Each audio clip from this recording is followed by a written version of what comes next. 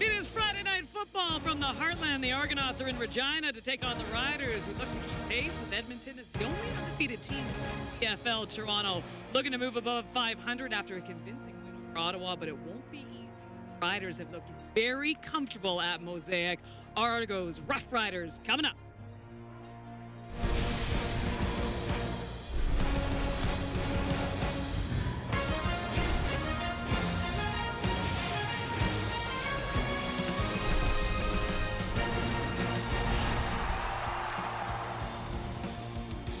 Chad Patrick Kelly, after missing all of last season, has started the season off with a bam! Throwing for over 400 yards in his first two starts. And don't be surprised if he does it again. But will it be enough against these Rough Riders? They say it's windy down there in Regina this evening. This guy right here in the red zone this year. Listen to this. 9 trips to the red zone. 7 touchdowns for Trevor Harris. He's efficient. He's a gamer. And when the money's on the line, he's your guy. T-Money, they call him. And this might be the biggest not-so-secret weapon for the Toronto Argonauts. Kevin Mattel hasn't had 1,000 yards yet, but I guarantee you this year is the year. Oh, Enoch guaranteeing it. I like. Now, a lot of talk about this Argos explosive offense, but what about the Rough Riders? Kian Schaefer-Baker, 19 receptions, 2 TDs, 295 yards already this season. Saskatchewan's top receiver will be a huge challenge for Toronto's secondary, to say the least. And look, there are good assignments in this business, and there are phenomenal assignments in this business. We're getting you set for Friday Night Football in the Regina, but we're also getting set for Touchdown Kelowna as the CFL has descended upon the Okanagan Valley. Yes. This, gentlemen, is as good as it gets. We are just basking in the sun here. It is Milt Stiegel, Davis Sanchez, Enoch Mwamba. Of course, there are going to be 2 games played here in Kelowna. We can't wait for them. But Enoch, I mean, as I said, we got the boats behind us. We got the fans with us as well who have come in. Yeah, I mean, it just doesn't get any better. It does not get any better. So glad to be here. And the weather is cooperating today, too. Ooh, I can't wait. I cannot wait. I think they call it beautiful British Columbia. I think they do for a reason. You're a little biased, though. Scarborough or Kelowna? Which one? Scarborough, Kelowna? Scarborough, Ontario, or Kelowna, BC. You know what the I think? I outdoors. think I'm going to take. But you know what? If I'm honest with you, I am also going to take one Regina, Saskatchewan tonight as we now welcome in our Britt Dort. And it's Prairie Blizzard night at Mosaic Stadium, which is a little ironic because it actually is beautiful weather. Although, Britt, I think you do have the wind machine going. We had a little rain here earlier on. It's perfect here now, so maybe as this game goes along, you will also get some perfect weather. Well, I will tell you, Kate, as somebody who grew up in Saskatchewan, if you told me whiteout conditions ahead in June, it actually wouldn't shock me. But we're talking about the Prairie Blizzard jerseys that they're going to be wearing for a one-time only. Kind of feels like a Prairie Blizzard, I'm not going to lie to you, with this wind right now. These jerseys after the game are actually going to go to fans in attendance because they are a one-time only. But let's talk about a few players who won't be wearing this jersey tonight. Injury bug biting the Riders a little bit. They are down another DB in Juju Hughes. You may remember that Milligan Jr. is also out right now. Hughes was placed on the 6th game as well. Offensively, no A.J. Ouellette in the lineup tonight. He was actually placed on the reserve roster, and head coach Corey Mace thought that he might be able to go, but ultimately said it just wasn't worth the risk. He's dealing with an ankle injury he sustained last week in Calgary. Quali Conley will get his CFL start in A.J. Ouellette's place. But offensively, it's been the receivers. You guys are talking about it, how great that Kian Schaefer-Baker has looked, as well as Sam Emilis. Now, Trevor Harris, he is 2-0 to start the season, thrown for over 300 yards in both those games so far this year. 0 interceptions, which you can't say the same for Chad Kelly, who unfortunately has thrown 5 interceptions in 2 games. 4 of those came last week. However, he's thrown for over 400 yards in those 2 games he's played. And you talked about it, the red zone. No team has converted better than the Argos in the red zone.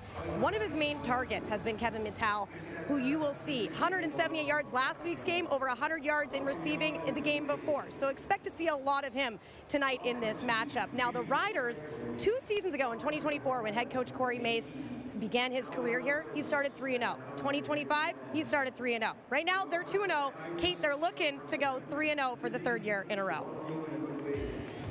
Not too shabby of a start, to say the least, as we take a look at these two QBs. So Trevor, so efficient this year, 53 of 72, 766 yards, 6 TDs, coming off his 30th career game-winning drive. Meanwhile, for Chad, as Britt had mentioned, 2 straight games of over 400-plus passing yards. The record, by the way, is 5. It was set by Doug Flutie back in 1993. But those 5 INTs as well. No, when we talked about this earlier, it's the big plays when it comes to the Toronto Argonauts, and it's the efficiency of the Saskatchewan Roughriders. When looking at these two guys and these two offenses, which one do you prefer? And I mentioned this earlier, the great Don Matthews, one of his best saying was, if you're living on the edge, you're taking up too much space. So that's how Chad Kelly plays. As a receiver, I would love to play with Chad Kelly. He's going to give you opportunity to make a big play. But as a coach, as a GM, I think I would want Trevor Harris. Trevor Harris is not maybe going to give you as many opportunities, but he's not going to put you in any bad positions as Chad Kelly would, because he's going to take those chances. So definitely Trevor Harris. You can't go wrong with either one of these guys, but Trevor Harris is not going to lose you the game. He may not give you every opportunity to win the game, but you know he's not going to lose you the game. And we know he can win the big game. I mean, he's the reigning MVP of the Grey Cup. So I definitely would go with Trevor Harris over Chad Kelly. Yeah, and he's the perfect quarterback, Trevor Harris is, for this team right now, because you look at it, all 3 phases, they're good. They're excellent on defense. They have good special teams. So you want a quarterback that's going to be efficient. And look, and efficient does not mean you're not a great quarterback. Right. Being a manager of the game, being 7 for 9 in red zone trips this year does not mean you're just an efficient quarterback. Chad Kelly is explosive. He makes big plays.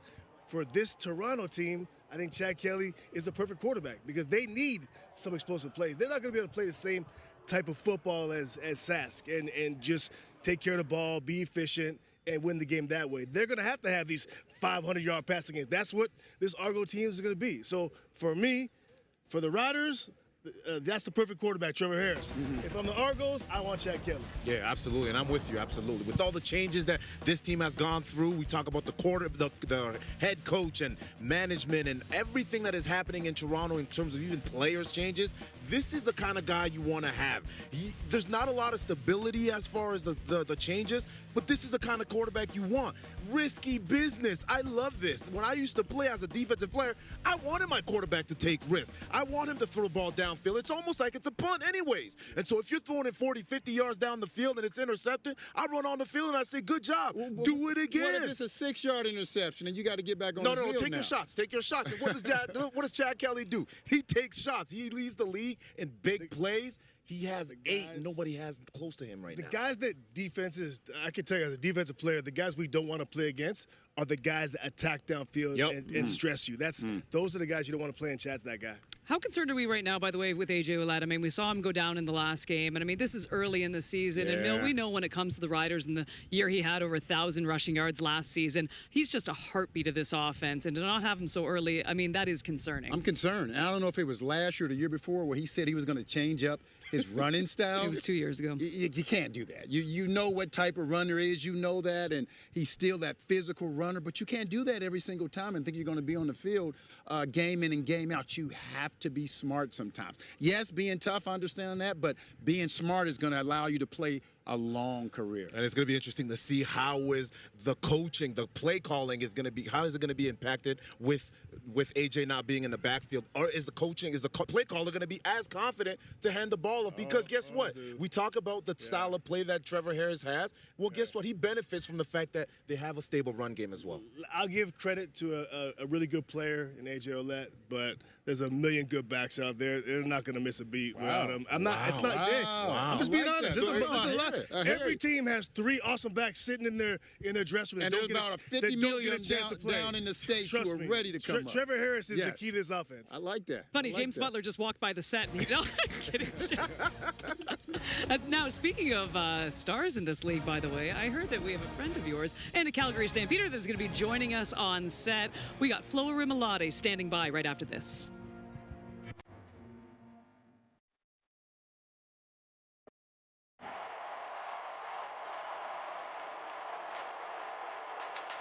Touchdown again.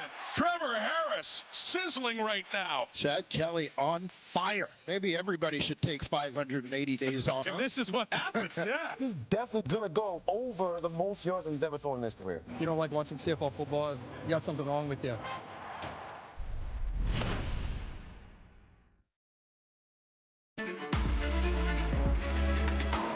Under a minute to go. A look to the end zone. Touchdown again. Emerson. And the Riders break the Lions' hearts again. So just get ready for the comeback.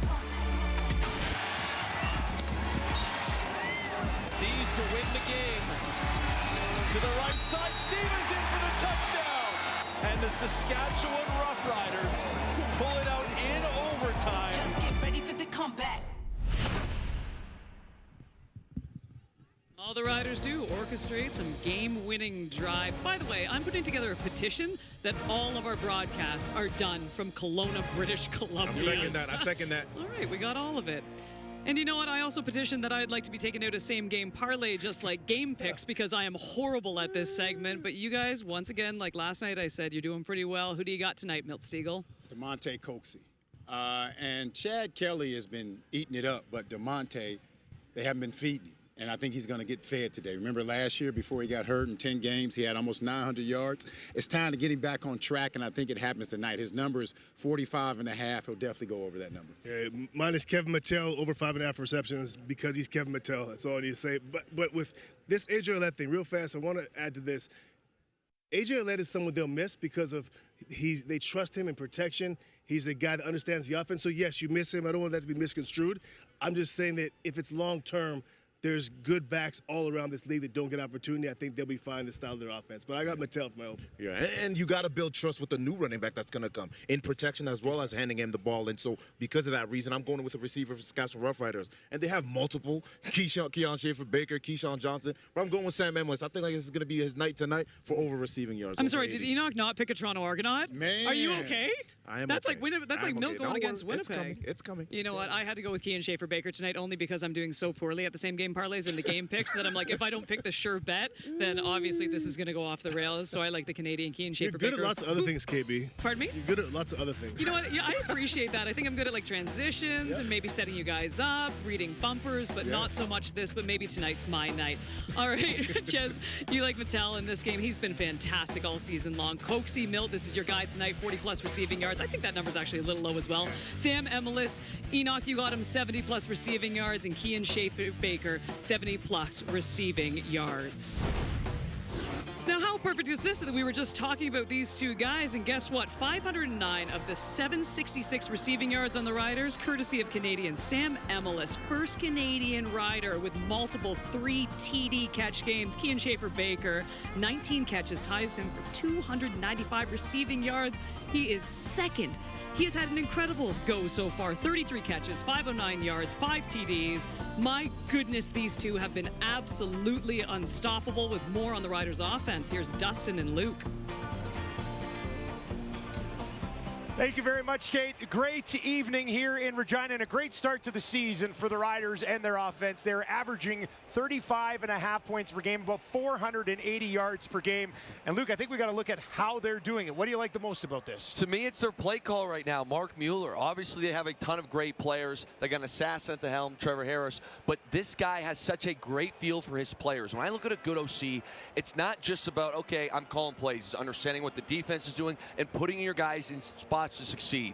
And there's so many cool plays. They're out of personnel. Just going back to last week, this was a touchdown in the second quarter. I love that. So you have Keon Schaefer-Baker, and you watch this. He's going to run what I call a stick nod. It's pretty quick, so he comes out, he makes a move to the outside, and because the middle field's open, boom, there's a move to the outside. We bend this thing, ball shot on time, we make a man miss, and it's a touchdown. And again, I go back to Mueller because, one, I love the play call that double move, but two, understanding what he's got here. Look at Trevor Harrison. Look at his eyes. See how he's going left, left, left?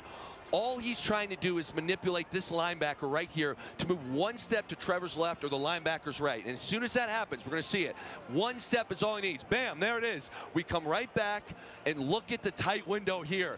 That's high-level execution, Dustin. And again, the players are the ones making the plays, but their coach is going over in film. He's getting these boys prepped. You have to tip your cap to Coach Mueller. And even situationally, I think he's a mastermind. You know, I go back to last week. It's going into overtime, second drive. They need a touchdown to win the game. So you look at what they do here. They line up. You got a tight end on the ball. You obviously have your running back, and you've got a receiver that you've motioned in. It looks like run formation. But what does that do? That isolates Sam Emilus, who I think is their best one-on-one matchup winner. It isolates him. You look at this little play action. Boom, you got Sam Emilus one-on-one. We get the DB's hips turn, and the assassin strikes. Perfectly thrown ball to the sideline. Great catch by Sam, and that's how you start the overtime drive to go and win the game, which they eventually do. So again, it's obviously a huge effort. O-line, look about the big hug there. But that man right there is absolutely cooking, and I expect more from Mark Mueller tonight. Well, we are expecting some offensive fireworks because the only offense in the league that's done more damage so far than the Riders is the Argos. They're over 500 yards per game. Kate? All right, Dustin, as promised, it is Stamps D lineman Flo Arimilade. Flo, I think we speak for the entire league when we say it is wonderful to see you back. I don't want to jinx anything, but I think this is a reverse jinx for us right now, because the last time we saw you in person as the panel was, of course, the triple header last year in Edmonton, and that's when you went down with injury. So first of all, we got to ask, how are you feeling? How is the Achilles? Yeah, I feel great. I've been practicing for quite a while now, just trying to build up my capacity. Blessed to be in this position, grateful to be back. You know, you miss it, but at the same time, I don't believe that anything happens on accident, so I'm blessed. Talk to me about the makeup of this team, right? Yeah. And obviously you coming back, it's a big push for this team. But talk to me about where you guys stand right now. Do you guys feel like this is the year? We do feel like this is the year. I mean, it's in Calgary, and we have the continuity from last season. We believe that we took the right steps last season, and this year is a continuation of getting to the next level in that. But you know, right now we just need to continue to focus in on the details. I mean, we're 0-2, but we could easily be 2-0. No, you could. No, you could. No, you could. It's like saying I could easily have a head full of hair. No, you can't. Like, that's a weak excuse, Flo. That's a weak excuse, Flo. I know you better than that. It's all about wins and losses. But you want to make sure that you're putting yourself in the positions to win. And even when we're not playing at our best, we feel like we're close. We've been close. Okay. Obviously, close doesn't cut it in pro football. Right. But when you clean it up, I think we're really fixing the details. Okay. And I think I'll help as well. So. Yeah. You got time? Okay, got time for one more. I wanted to ask. Okay, you talked about being close. Yeah. And so you look back. You had a chance to reflect. Obviously, being out last year, and then the time. You look at the rest of the West. Where are you guys? Like, where do you think you come up short? Where do you need to improve this year to get? You know, it's fine to be getting better, almost win, but how do you get out of the West? What do you think you look at this team and say, where do you need to be in order to be that team in the West? Because the West is loaded. Yeah, I mean, in order to win playoff football, you need to have obviously a great quarterback. We have that in VA. You need to have a great running game. We've had that. We're still doing that, and you need to have a great defense. And honestly, to start the season, we haven't been holding up our end of the bargain. And to start the season last year, we felt like we were, really propelling our team in the beginning. So I think that we're going to put in the effort, take the details to the field, and make sure that it happens going in from now. So yeah. We're excited. As Kate mentioned, I think it was September the 6th last year, the last time you stepped on the field. Yep. So it's a two-part question. What should we expect out of you? And I know you're a total team player, so what should we expect out of that front unit, which some are saying is the best in the CFL, that you guys are back up to full speed? Yeah, it is. I mean, it is the best in the CFL. I believe that. I don't think there's a doubt about it. The guy. There we go. It had to be done. I'm sorry, not sorry. I'm not sorry. The pretty boys are here now, huh? The pretty boys. Yeah, like as a defense, I think the D-line is the best D-line in the business. Yes. Our LBs, we have the same, we have the same players that were in the building already. They know the scheme, and they're elevating their game every day.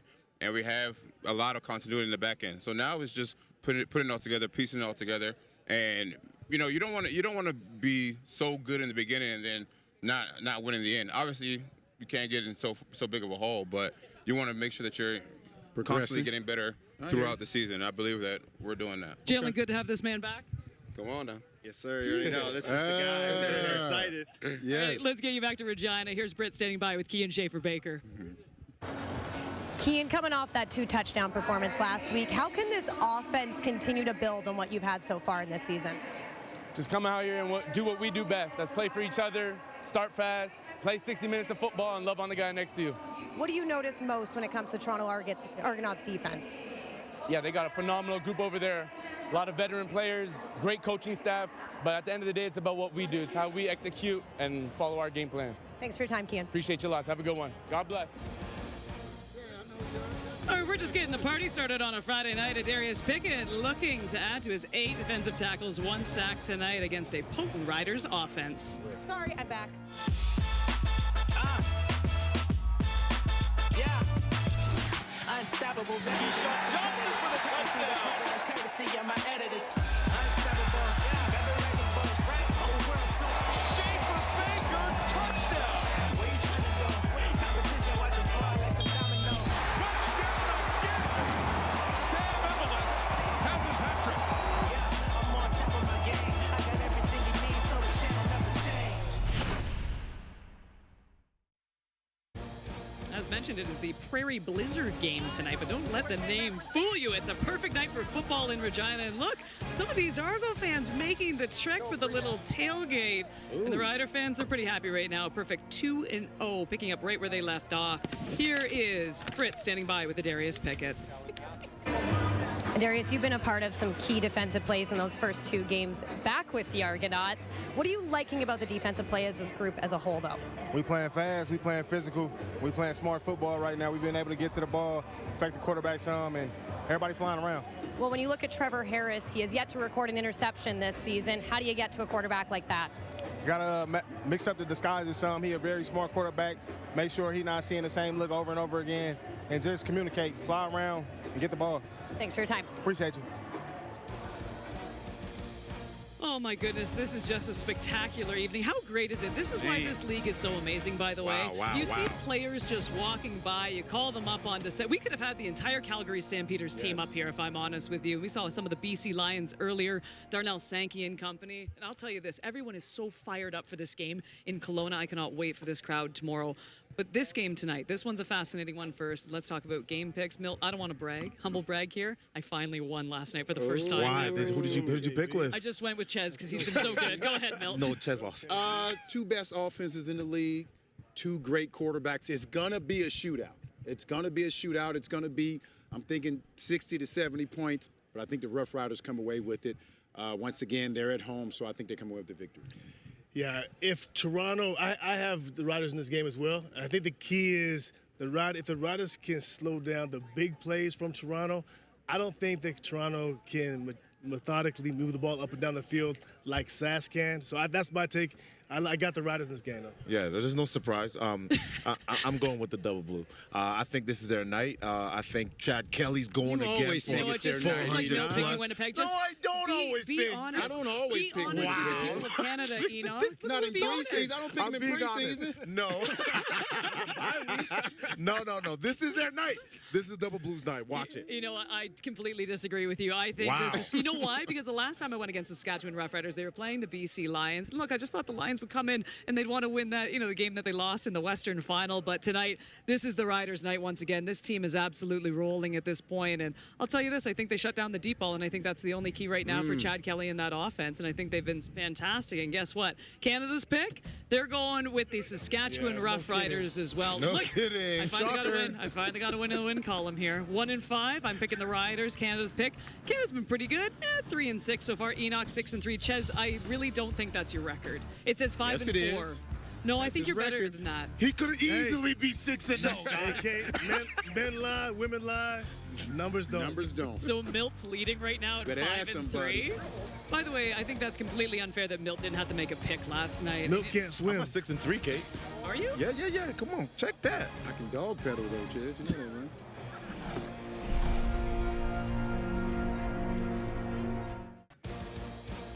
Two hot teams going head-to-head at Mosaic tonight. Chad Kelly coming off back-to-back games of 400-plus yards. Looks to continue his torrid start, but also take care of the football. He's got 5 INTs to go along with 7 TDs. The Riders' offense cooking as well. Trevor Harris, so efficient, coming off a game-winning drive. It's the Argonauts and Roughriders on Friday Night Football.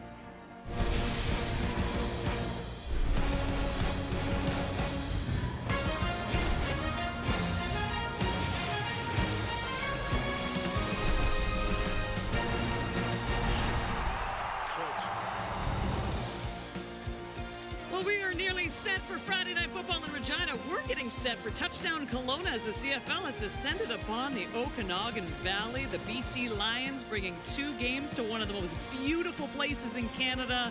There's also a 9-day festival going on. We've got a concert here tonight that as soon as this game is done, we will be heading over and seeing one Canadian icon in Alan Doyle. Hi, everyone, and welcome to the CFL on TSN. Kate Burness alongside Enoch Mwamba, Davis Sanchez, Milt Stiegel, and this is just picture perfect in Kelowna this evening. But we have to concentrate on Regina. Enoch, who is your key matchup tonight? This is a very interesting matchup right now. You know the Toronto Argonauts like to make big plays, and the Saskatchewan Roughriders like to stop those big plays. I'm looking at the receivers for the Toronto Argonauts. There's a lot of weapons. You got Polk, you got Coxie, as well as Mattal. Those receivers are going to have to come up huge tonight if they want to come out with the win. I think you're looking at my notes, because that's exactly what I have. I do think that the Saskatchewan Riders are just way too efficient. They're going to move the ball down the field. The key to this game is big plays from that Toronto offense, and obviously with Chad and those receivers. Well, we're on the same page because John Doe, that's what they call him? Yep. Jonathan Edwards. Yep.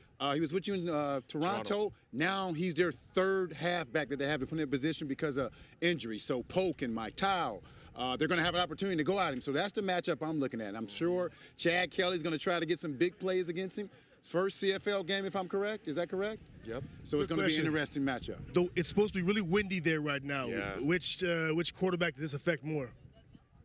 I would say Chad Kelly. For sure. The plays down the field. Yeah. Actually, I'm glad I asked. I disagree. I think it affects Trevor a lot because Trevor's all about that efficient. They use the short passing game as their version of run game, especially with A.J. Ouellette out. The short passing game is going to be important for them. I think the win might affect that. You think the short passes will, though, if they're just checking down the entire time? He's just a quick get the ball out of your hands. That sometimes can affect the rhythm. You know what? Either way, it's nice and windy now. By the way, you guys said wind, and all of a sudden that weave is holding on, Kate. I love You're just it. jealous. You're so jealous you don't have hair, Milt I can get a weave too, though, Kate. No, you can't. I can go to Turkey and get me a Deion Sanders go weave. And do it, Stiegel. LeBron James weave. I can do it all. Let's play football. I'm sick of Stiegel.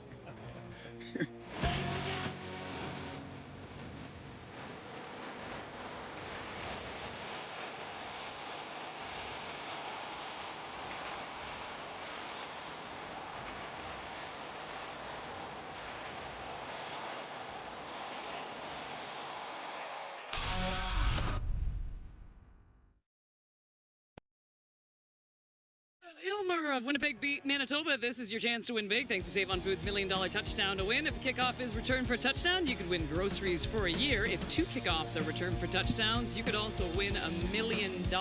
Good luck, Hilda. Let's get you to Regina. It's Dustin Nielsen and Luke Wilson.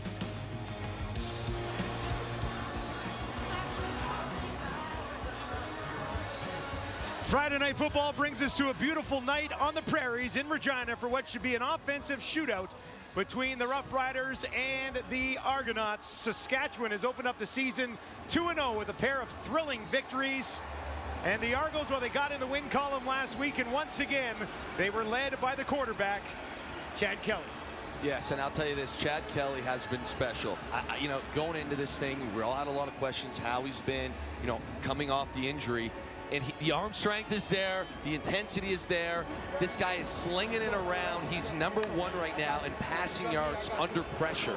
The only thing is he's been cowboying a bit, and it's caused him to kind of press the issue. Talking to Coach Mike Miller, he said, hey, seeing the field great, just knowing to take your shots. Now he's facing this man who has been an absolute assassin this year. Precise, okay, last week, 30th game-winning drive, tying him with Henry Burris for 9th all-time. He has been unbelievable and a lot of fun to watch. Corey Mace swept the Argos last season, and of course, a perfect start to the season so far this year. On the other side, Mike Miller, first career victory last week in Ottawa against the Red Blacks. Toronto won the coin toss, said we want the football, so they're going to get it first here at Mosaic. Thank you very much for joining us for Friday Night Football. Dustin Nielsen and Luke Wilson with you. We've got Britt Dort with us down on the sidelines here in Regina, and we are ready to get things going. Alex Hale will kick it away to get the party started here in Saskatchewan.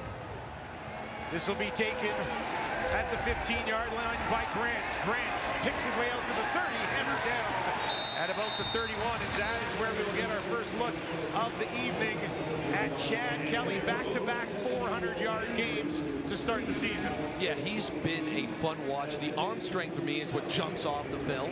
And again, he does everything well. The one thing I think you can criticize him for right now is that he just needs to know when to take the shots. That's something Coach Miller said he's looking at, but he's been awesome, and I know Argo fans are excited.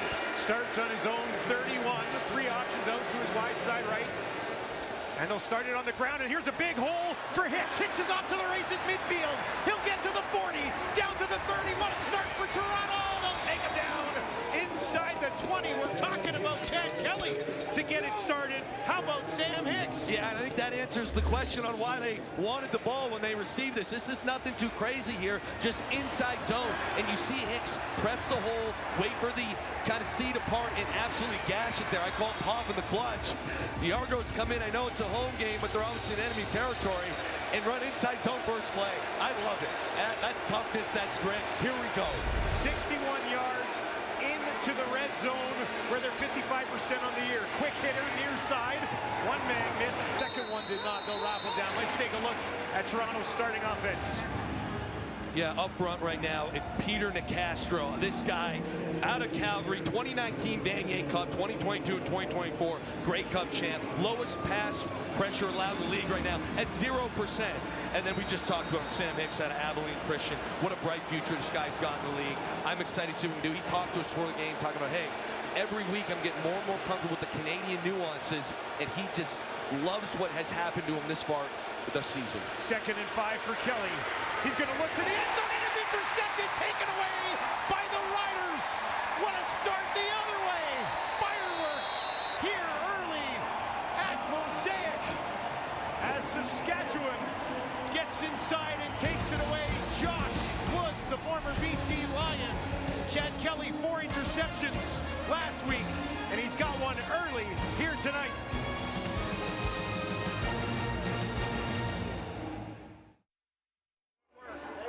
Welcome back to Regina, where the Riders, Josh Woods and their defense, have the first turnover of the season. Let's take another look at it, Luke. Yeah, I want you to watch Josh Woods here, okay? And what's strange to me about this whole thing is it's cut coverage. So as we roll this thing, it's basically off of him, and as he gets depth, we need to hit this underneath right here. It's our only option.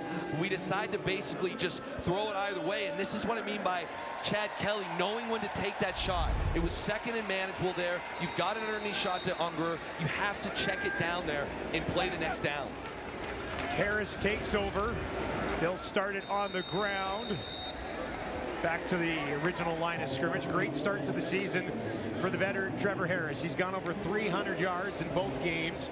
300 yards, 5 of his last 6 dating back to late. He's getting better with age. He is getting better with age, and to me, it's been the accuracy. He obviously feels comfortable with his receivers. The pinpoint accuracy that you're going to see tonight is truly something remarkable. 73.6% so far this season for Trevor Harris. 2nd and 10 after they handed it off to Quali Conley. He's getting the start tonight in place of the injured A.J. Ouellette. 4 options out to the left for Harris. Pressure coming, he's in trouble, and they'll take him down. Argos defense responds. Combo is there, and that'll be his 2nd sack of the season. He's got him in back-to-back weeks.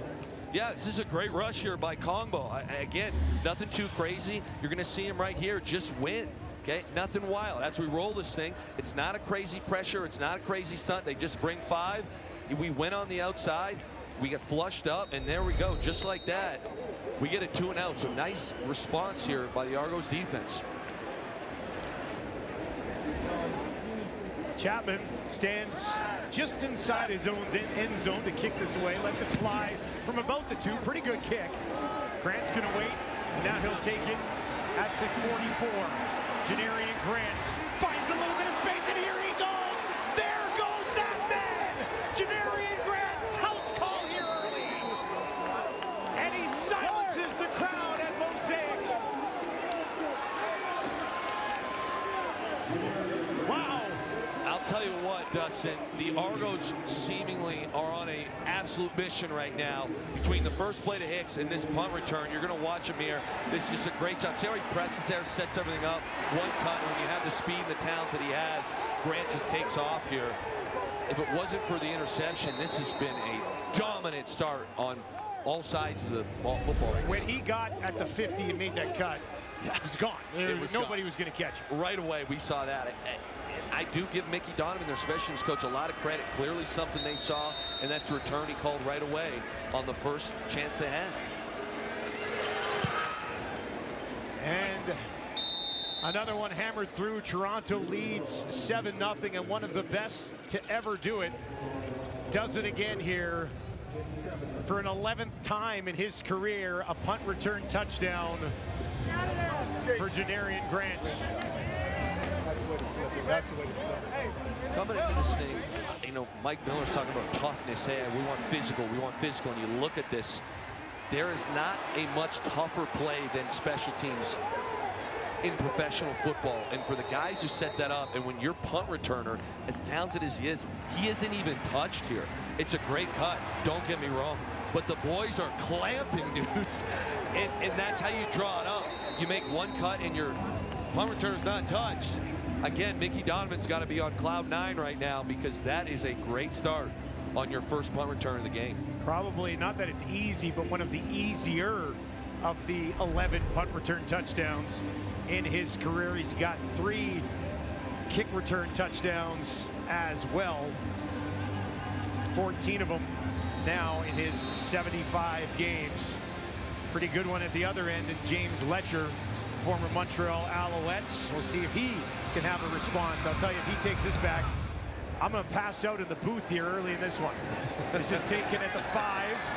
He'll get to the 20. Upended, spins around, and is knocked down short of the 30, and he's holding his arm a little bit. They'll take a look at that as we bring Trevor Harris back out onto the field. Here's a look at what he's done in his last 5 regular season starts. 77.9%. How about the interceptions? Not a single one. Yeah, and that's obviously the key stat. I love watching Trevor on film, just how he's able to manipulate defenses. He looks completely under control at all times, and either he's going through progression or he knows where he wants to throw and he's just moving guys around. It is a fun watch if you're an offensive mind. Came into this game with 187 pass attempts in a row without an interception. Let's take a look at the offense that he's working with tonight. To me, it starts up front with Logan Furlan, the pride of the CJFL Regina Thunder. This guy is a Regina kid. He has done it all. He obviously played juniors here. Okay, he's a 2-time CFL All-Star and really makes this O-line go. And then the big question for me is going to be Quality Conley. Listen, he's a rookie out of Arizona. Obviously, we expect a lot for him running the football, but I want to see him in pass protection. Okay, this is a tough defense with Greg Quick. They offer a lot of looks. He has to be dialed into the details. A 2nd and 7 here for Harris. Argo sends 4. Trevor, a little bit of time. Lays it out there, far sideline, incomplete. He was looking in the direction of Jalen Johnson, but Johnson cannot turn around and get back to that ball. It'll be 3rd and 7, and he'll have to kick it away. Yeah, Dustin, right now, if I'm Mark Mueller, the OC, I'm a little concerned. First drive with a sack, and we get another pressure, and it's just a 4-man rush. So it's not like Greg Quick is bringing something exotic up front. We're trying to kind of get over that cloud corner, but we get hit, can't get the ball there. A bit of a strange start, because this is a phenomenal line in Saskatchewan. Chapman boots it away. High kick, hung up there forever. Grant, this time he'll be wrapped up. There is a flag on the field. We know that'll be for no yards. And Chad Kelly will have the ball when we return to Regina. Back-to-back 400-yard games. 9-1 in his career against the West.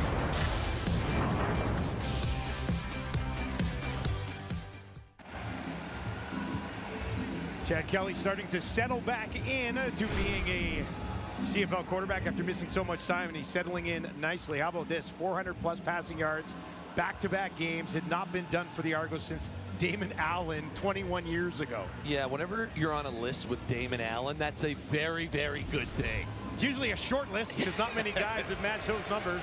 Absolutely. And again, outside of a few plays here and there, Chad has been phenomenal.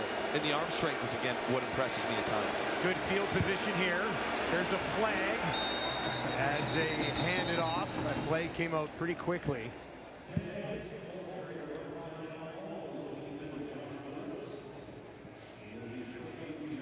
Looks like this will back the Argos up. Procedure, no end. Toronto. It's a 5-yard penalty. We'll repeat first down. Big last week against Ottawa for this Toronto team after going out to Montreal, losing a tight one. I know Chad threw 4 interceptions. 3 of them came on consecutive possessions, but a very comfortable win still. Very comfortable, and to me, the toughness and the physicality has jumped off the tape these last few weeks. Gets this one away, up to the 50. It's Mitau, who's had back-to-back 100-yard games to start the season, just the second and third of his young career. A little bit banged up at the end of last week, but looks okay on this play. Yeah, something happened here, a little bit of a miscommunication in the backfield. It was just a simple RPO, but this is where Mitau gets really special. He turns what could have been a 5-yard gain into a huge 12, 14-yarder, where all of a sudden now we're sitting at 2nd and 2, 2nd and 3. And it's a big ordeal. You make that first man miss, you're going to have a lot of success in this league. Had 8 catches last week for 178 yards.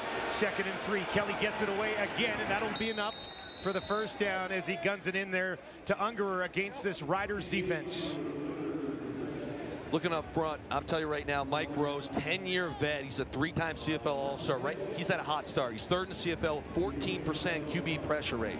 Jameer Thurman playing the MAC linebacker out of Indiana State, currently leading the CFL in tackling efficiency at 100%. 16 for 16. Yes, and then Devon Campbell, talking to Coach Mason, looking for turnovers. He's a guy who can get him. Had 6 last year. He's done a tremendous job. He's going to be tested against a good receiving group. On the ground again, anywhere to go a little bit. And that is poked ahead by Hicks, who is averaging 5.3 yards per carry coming in to this game. The Argos offense, remember last year they could not run the ball at all. It was about 51 yards per game. They're at 91 so far. It's 5th best in the league, but so much better than it was last year. So much better. And again, I have to give credit to that man right there, Mike Miller, because I'm telling you, part of running the football is having the mentality, having the culture. We want to run the ball. We want to push people around, and that is what you've seen from this Toronto team this season thus far. 2nd and 6 from the 36. Kelly under pressure, trouble taken down.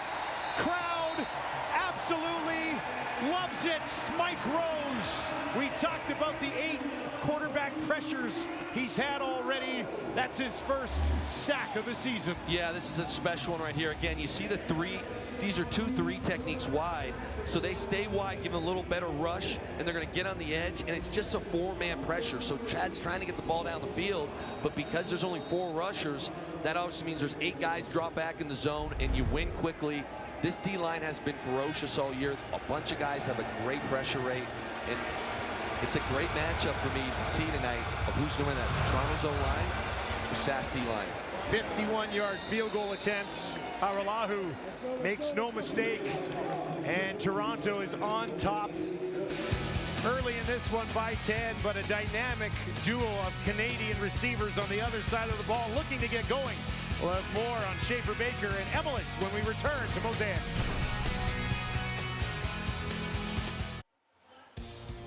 Well, last season, we only got 12 combined games between Schaefer Baker and Emelis, but we know they're special players. 3 TD catch games, twice now for Emelis in his career, and a healthy Schaefer Baker has had an outstanding start to the season. They truly are the definition of a dynamic duo at Canadian receiver position. For more on them, let's send it down to Britt Dork.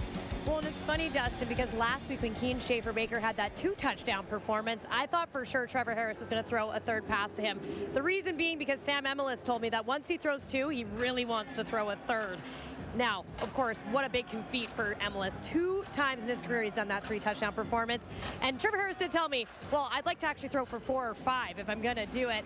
Both of those receivers pointed to their success to Trevor Harris. They said he prepares every single day like it's the Grey Cup. Not just game day, every single day. And guys, I think one of the best things that Keenan Schaefer-Baker told us this week is that when he was younger, his coaches told him, just make the first man miss. That's how you'll get paid. Last week he was making 4 or 5 guys miss, I swear. And they're going to need to do that again here tonight because this Argos defense is making them pay so far. They're certainly capable of it, no doubt about that. They'll hand that off to Bertrand Houdon, but different types of receivers, these 2 guys, right? Yeah, they definitely are, but I'll say this, as much as we're talking about the stats in the pass game, Dustin, what I like to see is both these guys are very physical blockers in the run game.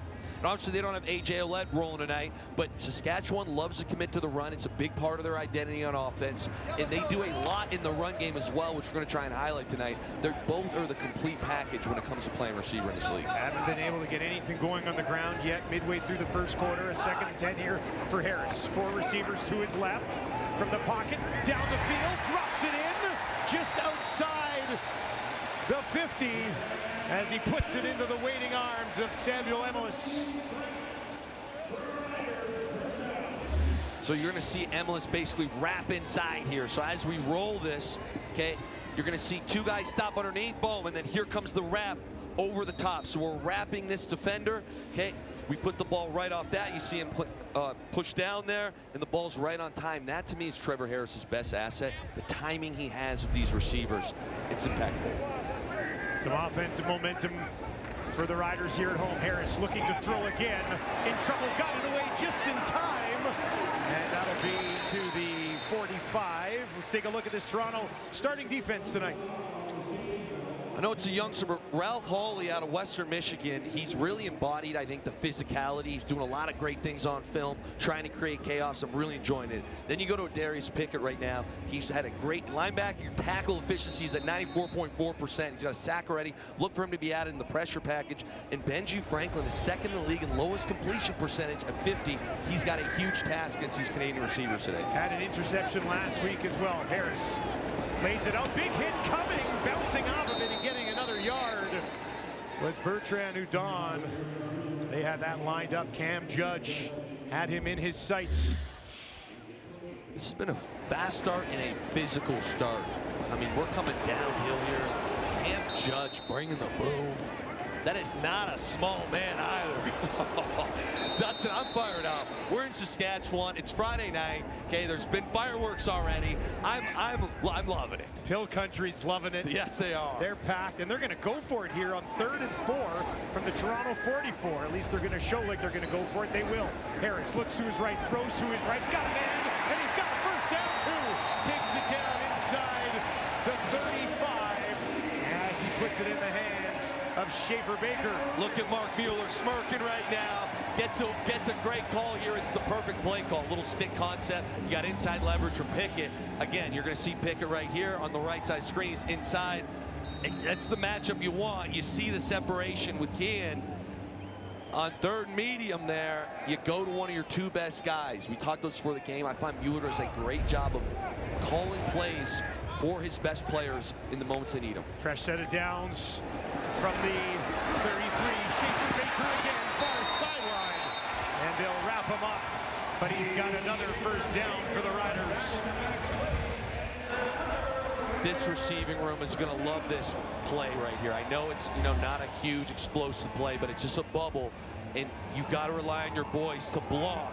Look at Sam Emilus there, springing Kean Schaefer-Baker for a nice first down. I talked about it earlier. Both these guys are physical, Dustin. That's the part we don't talk about enough. They're not just pass catchers. They're truly a complete receiver. Unbelievable to watch. Harris looking to his go-to target so far on this drive. Now on the ground, Bertrand Houdon rumbles ahead and takes it down to the Toronto 15-yard line. And it's just the little things, Dustin. So you had the bubble earlier, and there all of a sudden, you do the bubble again. Guys are playing horizontal. And we talk about why you can get away with these things.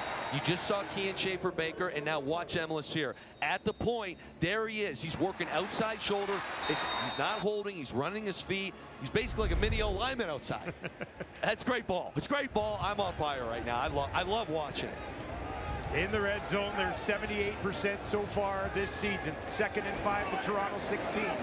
Argo sent 5. Harris gets it away. 5-yard line. Tackle made. But once again into the hands of Schaefer-Baker. Big drive here for KSB. Okay, I want you to watch Judge here. This is why I say, so Judge ends up dropping. There he is right there. And Trevor Harris sees that. He knows, like, okay, you guys want to try and trick me, put a linebacker as your deep safety? I'll replace exactly where he's standing with the ball. This guy is in complete control. You try and give him a funky look.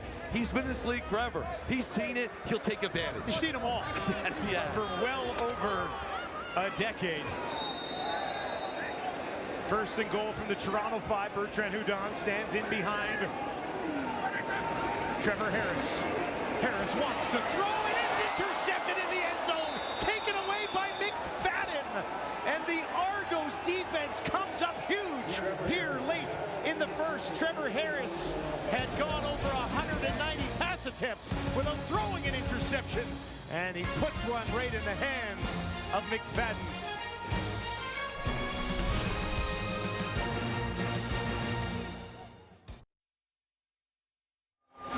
First interception in 196 pass attempps for Trevor Harris. Here's another look at it. Yeah, so it's an RPO run-pass option. So you're going to see the run game here. Trevor Harris decides to take his one-on-one match with Sam Emilus versus McFadden. But what happens here when we stop the film, okay, it's a great coverage, but what we're expecting here is Sam Emilus to work underneath. When we go backside and flip behind him and doesn't protect the throw, they're just not on the same page, ends in interception. Vitao has it again, and he's all the way out to midfield as Kelly gets it back into the hands of the 5th overall pick in the 2024 draft. Why not? It's been working so well. Yeah, and Vitao right now is doing such a great job after the catch. Again, this is a simple RPO. Okay, you see him here. He hooks up. We kind of work that zone defender, but look at the yardage after he catches the ball on a simple 6-yard hook. That could have potentially been a hip drop tackle as well. Coming into this game, he already had 107 yards after the catch this season. Kelly now over the middle again. Oh, that's a great catch. Held on to by Polk.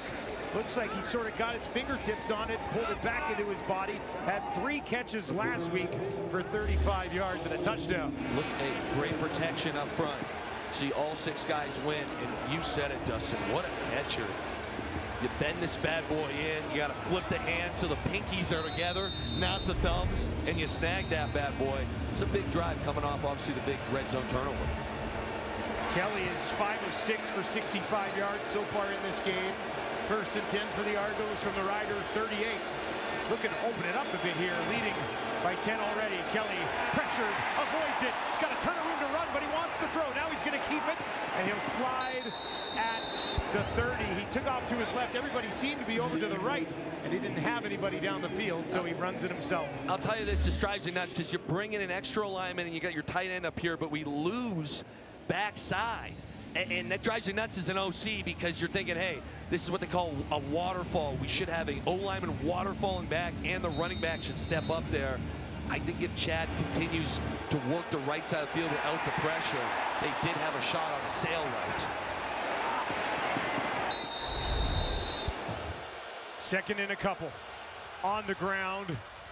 And that'll be enough for a 1st down as they go to Sam Hicks, maybe looking to redeem himself a little bit for not getting the block for his quarterback on that last play. But the Argos have to like what they've seen so far. They lead 10-0.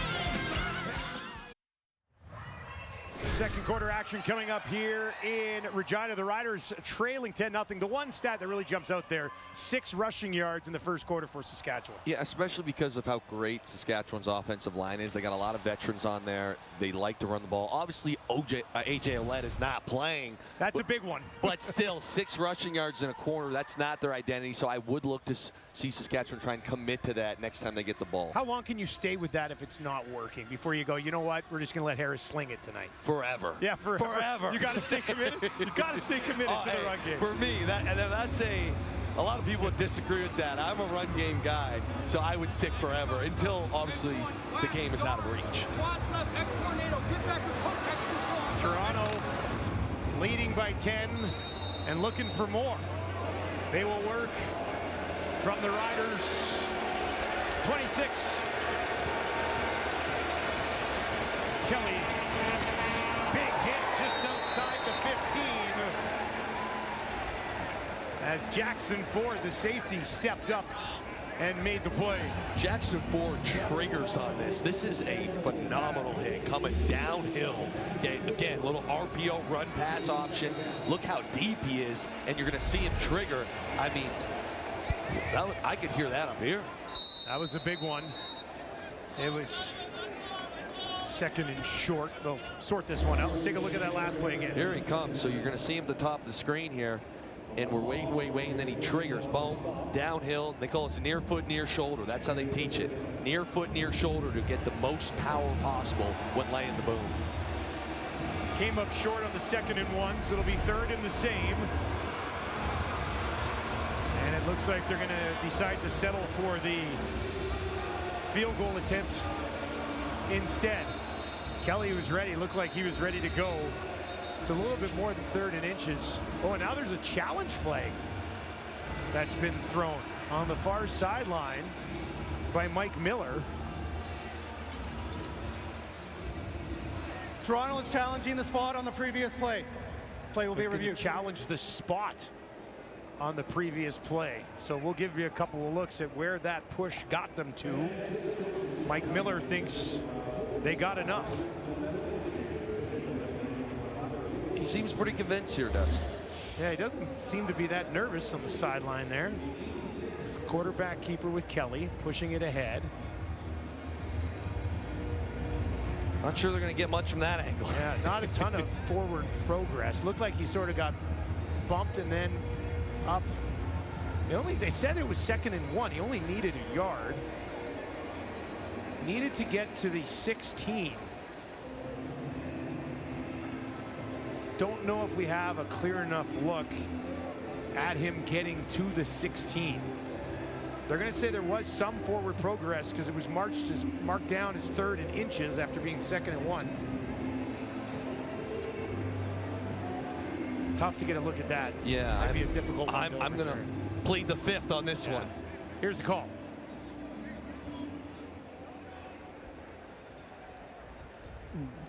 After review by the replay center, the ruling on the field stands. Toronto will be charged a timeout. So the ruling on the field will stand. Like we said, tough to get a clear look at it. What about 3rd and inches, though, settling for the 3 as opposed to just pushing it ahead again? Yeah, I don't love it. But that being said, you got a 10-0 lead. You're expecting it to be 13 right here, and your defense is playing great. So there is a world where we're just getting the points early. Irolahu puts it up and through, and Toronto leads by 13 on the road here early in the second on a beautiful Friday night at Mosaic in Regina.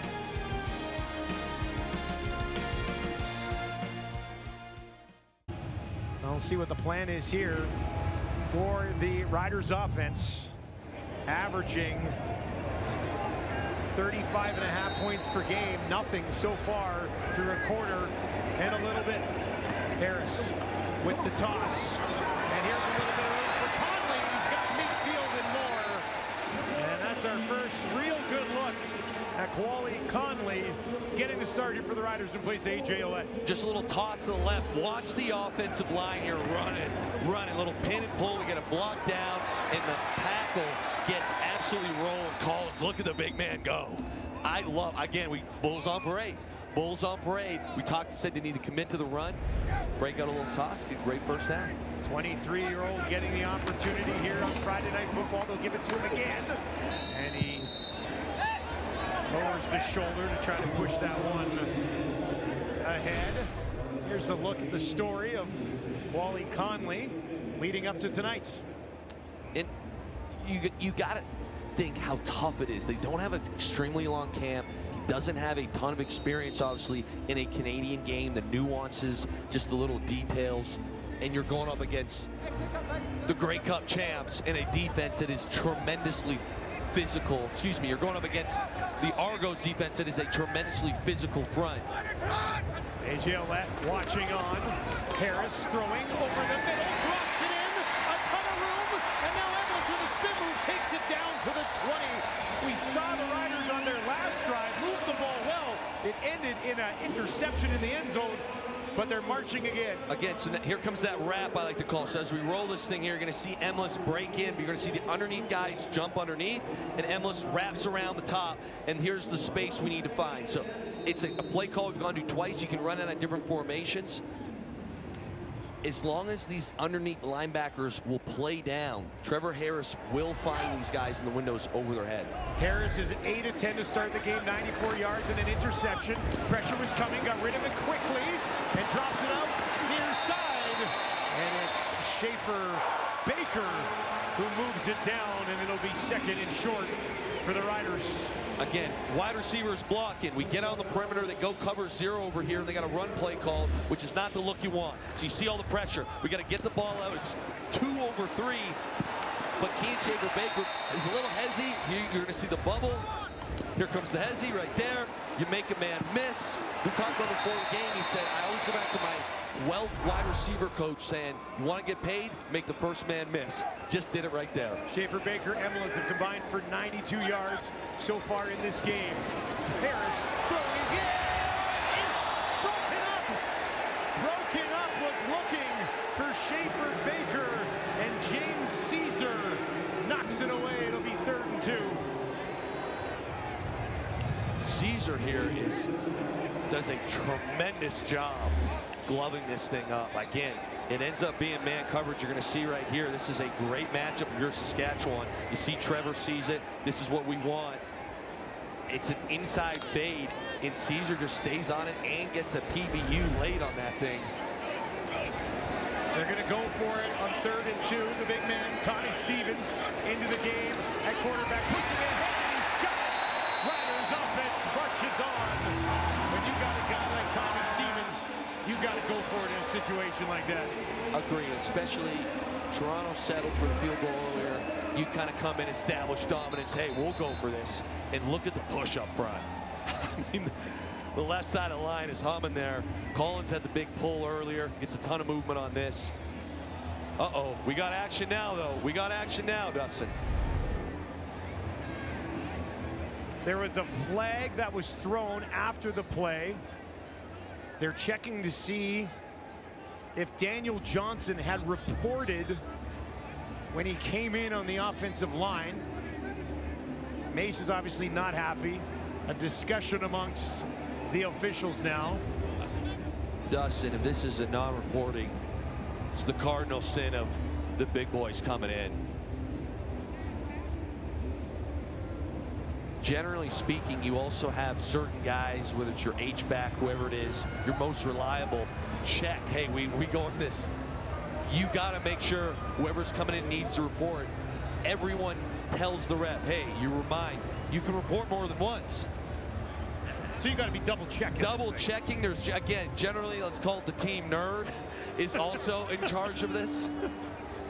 I don't know how a team as veteran as Saskatchewan doesn't report. There's no foul on the previous play. It'll be first down, Saskatchewan. The nerd on the Riders did their job properly. Bingo. I might have been that nerd back in the day.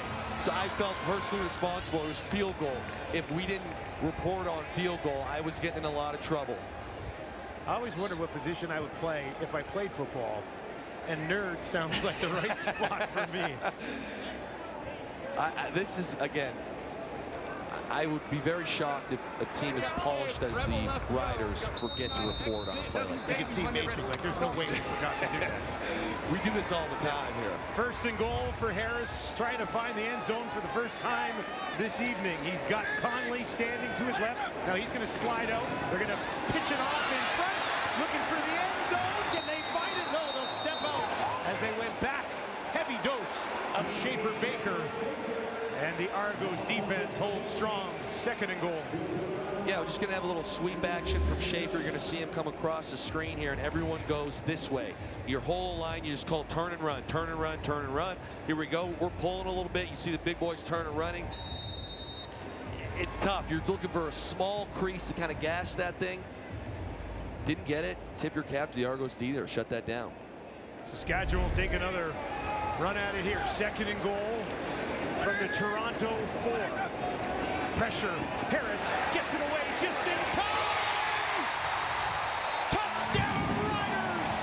As he lays it out there, Keyshawn Johnson's got his second of the season, and Saskatchewan has some life offensively.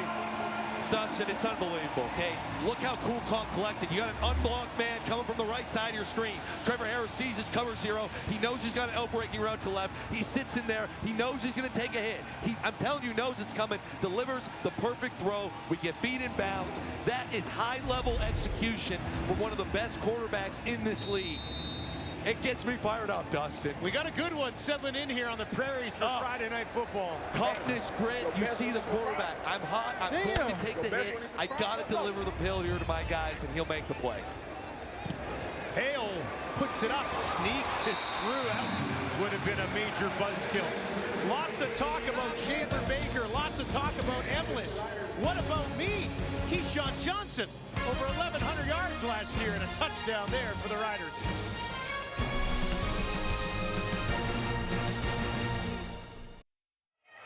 Welcome back to Regina, where Keyshawn Johnson's got his 11th career touchdown, his second of this season, and here's another look at it. Again, you see all the pressure. You got 6 blockers. They're bringing 7, so they're bringing +1. And when it's cover 0, there's no safety in middle field, so guys play inside leverage. So out-breaking routes are the best thing to throw. Trevor Harris saw it. He gets the ball out. He takes the hit. I can't say enough about the toughness it takes to stay in there and deliver that throw. Harris is 11 of 14 for 110 yards, touchdown, and a pick. Grant will take it inside his own 5. Back to the 30. Oh, they closed that hole quickly there. He might have had something cooking to be taken down to 35. And there's a look at the coaching group for the Riders. Got to be happy with what they saw on this drive. Yes, we talked about before. They got to get back to the run. They started that thing with a pin and pull. Okay, even here, this is an RPO, little bubble action. Trevor Harris saw it's cover 0. I got to get the ball out. Certainly nice to have Stevens come in and get you 3 yards. You need 1. And obviously the great touchdown throw. They're settled in. They had a miscommunication on the drive before in the end zone. They go and score there. 8-play, 70-yard drive, and now some flags fly as the Riders D-line marching their way to Kelly again. We'll pick up what this penalty is. Offside, Toronto, number 82. Penalty is declined. Second down. Penalty will be declined. And Kelly getting a bit of a rough ride from a defensive line that can bring a ton of pressure. You just said it. They got 4 guys right now in the top 10 of the league in quarterback pressures. And when you have not just one, but all 4 guys from different spots can do it, it is a tough battle. One that the Argos O-line is going to have to respond to. Desmond Evans, Mike Rose, Caleb Sanders, and James Waters. Kelly gets this one away. Too high for the intended target. Was looking for Tyler Common. And it'll be a 2-and-out for Toronto as momentum continues to swing towards the home side here in Mosaic.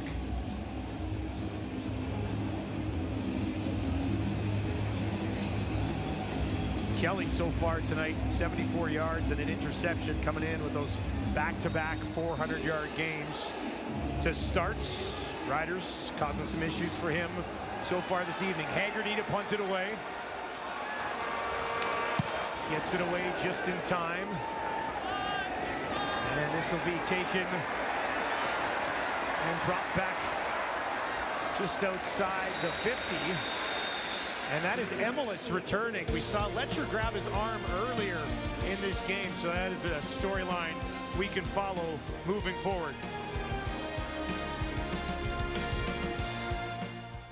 And alongside Jordan versus Argentina on TSN, CTV, and Crave as the World Cup rolls on. Now a big handoff. Look at this, down inside the 45. Best of the night from Bertrand Hudon.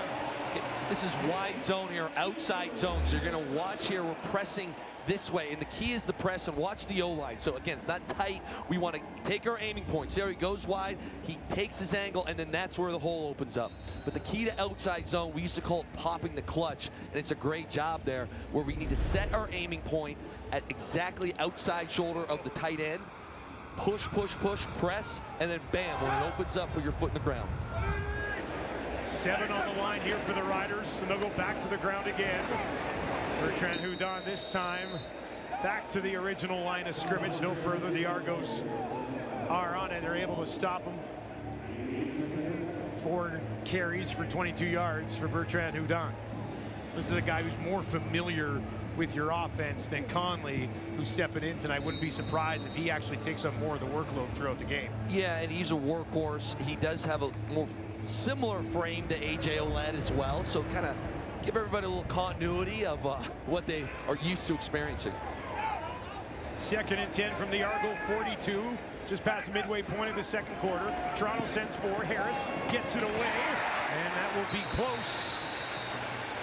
Probably enough for a first down as he goes back once again to Emelis. 10 targets combined between Schaefer Baker and Emelis so far in this one. Yeah, little snag concept. So you're going to see him here set it down. See when he works back to the ball. That just protects the throw. Veteran move right there. Again, when you talk about Saskatchewan in the receiving core, obviously they have a ton of physical talent, but what jumps out at me, we talked about the run blocking and the details within their route running. It's a very special unit. Harris now 12 of 15 for 120. Emelis again inside the 30. Hammered down by Judge, but gets a handful of yards on first down. 2nd and manageable at 2nd and 6. Just a simple bubble route here, and the boys are blocking up front. We get 4 yards. Judge comes flying downhill. I love watching. He's been all over the place. He has been.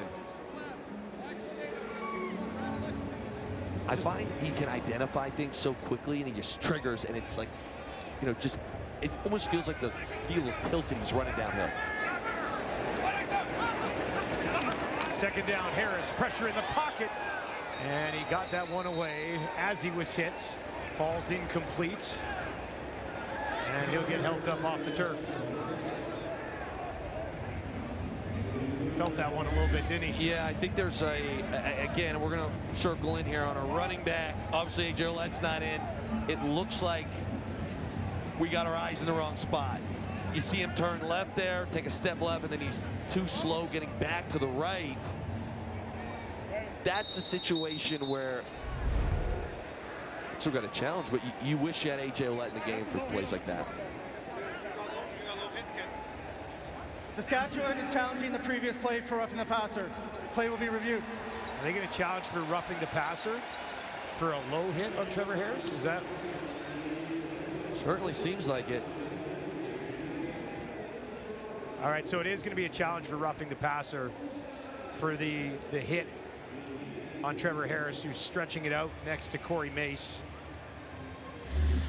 We'll give you another look at it. I believe it was Sony Toia who eventually makes the hit. Number 91 right there. Oh, I think it might be the landing after. Yeah, the landing after. That's right. That's Ralph Hawley, I think. I think they got some juice here. I think this one, hey, that looks.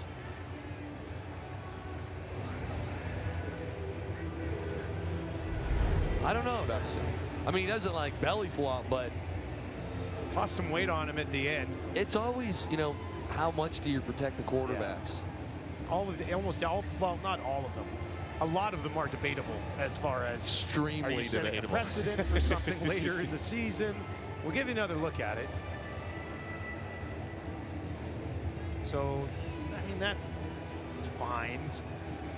That was a bit of an awkward initial hit. I'm glad Trevor Harris is okay. Harris's leg kind of looked like it sort of got stretched out underneath him.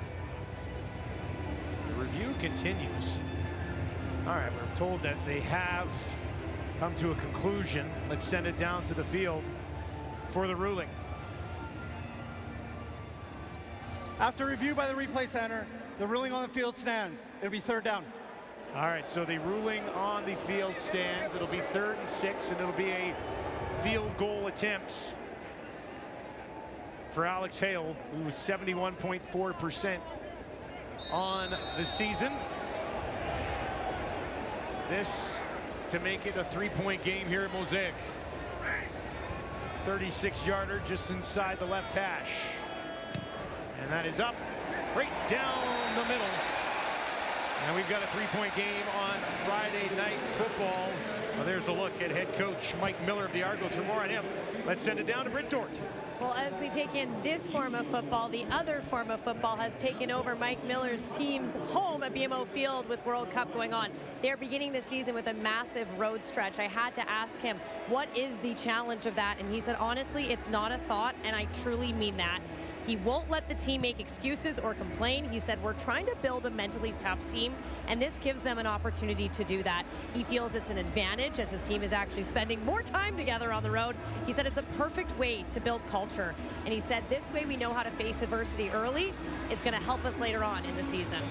Thank you, Britt. What does that do for a group early in the year? I know it's not ideal. You want to get some games at home, but there's some valid points there that he's talking about. Yeah, I do find it's hard to quantify, but the more time you spend with the team, albeit on the road, training camp, if you've got a good group of veterans, which I do believe the Argos have, that bond means a lot, and it only keeps developing as the season goes on. Just over 4 minutes left in a half. And Kelly close to a first down as he finds Mackay Polk. Polk, his second catch of the game. Coxie has just one so far for 5 yards. A bit of a quiet start to the year for him, but Polk connects with Kelly again. Yeah, Polk got the speed there. He pushes the defender back, sets it down, works back to the quarterback. It's a well-executed play. They'll need a couple more yards to keep this drive moving. Big running back Isaiah Smith into the game in behind Kelly. Pull back in there as well. They'll give it to Smith. Pushing it ahead, had to get to the 50. Sure looked like he got there on that initial push. And that should be a first down, and it is a first down for Toronto. A play like that, to me, kind of embodies the Mike Miller vibe. You know, 2nd and short, we're just going to bring in another fullback. We have to slice back, big hit, boom. Kind of a hockey check vibe, which is how they teach it. Keep your inside shoulder in there. But we got a fresh set of downs. To come into Saskatchewan playing as physical as they have has been a great statement for me to watch. Kelly, lots of time. Now under pressure, taken down. They get to him again as the Riders defense continues to push. Jalen Pate has his first in the Canadian Football League. Kelly looked like he had some time in the pocket. He did not.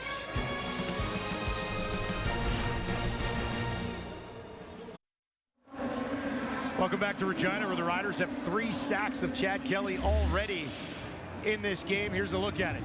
Yeah, and they're trying to get Polk here on a post route. So you're going to see him kind of come up here and basically run this post. Who does a great job is the free safety here.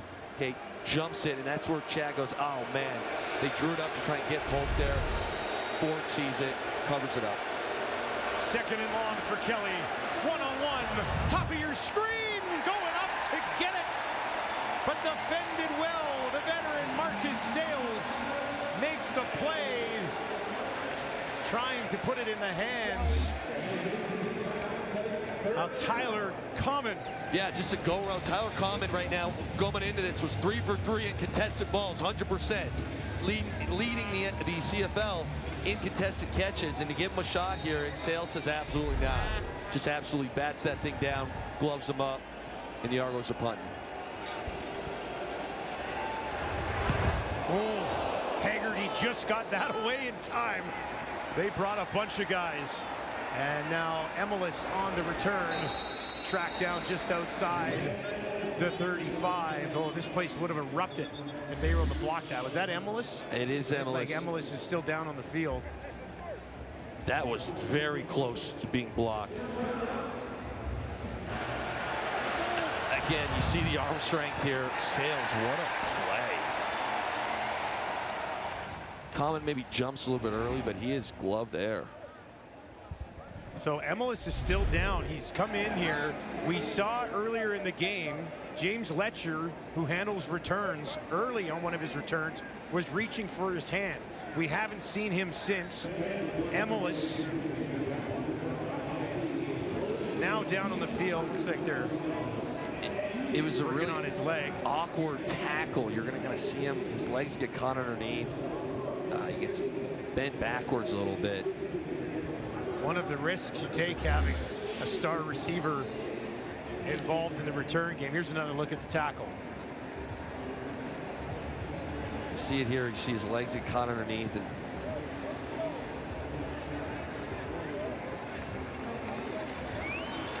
just, you know. It kind of went down awkward, a little bit awkwardly. Ankle was a little caught underneath, but he's walking off. Yeah, we're feeling it. Off. He's going to play. Yeah. See what they do for returns the rest of the way in this one. Emelis and Baker tonight have 110 of the 124 receiving yards from Trevor Harris so far. That's 89%. Johnson's touchdown. One of the few times Harris hasn't targeted those two guys. Emelis to the sideline. Harris, pump fake. Now lays it up for Schaefer Baker. And he's got it past midfield. That is his 6th catch of the ball game. This is really cool because we talk about these bubble screens and receivers blocking. So this is now when they do a slip screen. So you're going to see Trevor Harris here, watch him pump, and we're going to sell like it's a bubble over here. But then the receiver stock, and then they go up. And key in there, you get the little honey hole shot here. DB slips, but that pump fake, draw the DBs in. You've set it up all game. You go over the top. Got to keep them honest, Dustin. You know, you can't let these DBs just run downhill because we're throwing all these bubbles.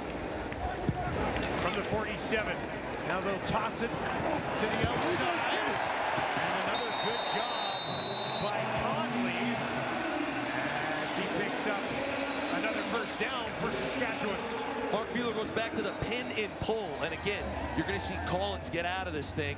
Mueller's he's feeling good right now. So we pin here, and then we pull with our tackle. So here it goes as we roll this thing. You just got to get the end. Boom, there's the pin. Okay, we don't need much because we got speed there, and now we got Bulls on parade outside. We got a lineman on DB. That's a matchup you love if you're the run game coordinator. It's a great first down. We get the edge. And I'll say this, Dustin, when you start doing these toss plays to get outside, what it does is it takes the defense and it starts making them play horizontal. And if you start playing sideline to sideline and not triggering downhill, that's when you're very susceptible to getting gashed. So I'll say this, it was a slow start for Saskatchewan's offense, but they have really come to life really towards the end of the first quarter in this entire second quarter. Halftime coverage coming up. The panel living the good life out in Kelowna. And they've got lots to break down in this one so far. There's an injured Argo down on the field. It's actually Chatfield. And I saw him before the trainers got there. He had both hands on his left knee, and he was holding it. You can tell his hands on his head here. This does not look like a good news situation for Toronto. They're going to get him up. Well, that's not bad. I was worried, that but one off too. Yeah. I like jumping up, little chest bump. Keeping himself fired up, isn't he? Yeah. I like that. He looks angry. I'll tell you what, for a week 4 game, both these teams have had a bye. You can feel the intensity all the way up here in the booth. Like, the boys are banging. It's two very, very well-coached teams. The physicality has been tremendous. It's been a great first half. A lot of parity across the league this year. All these games are so important, even early in the season.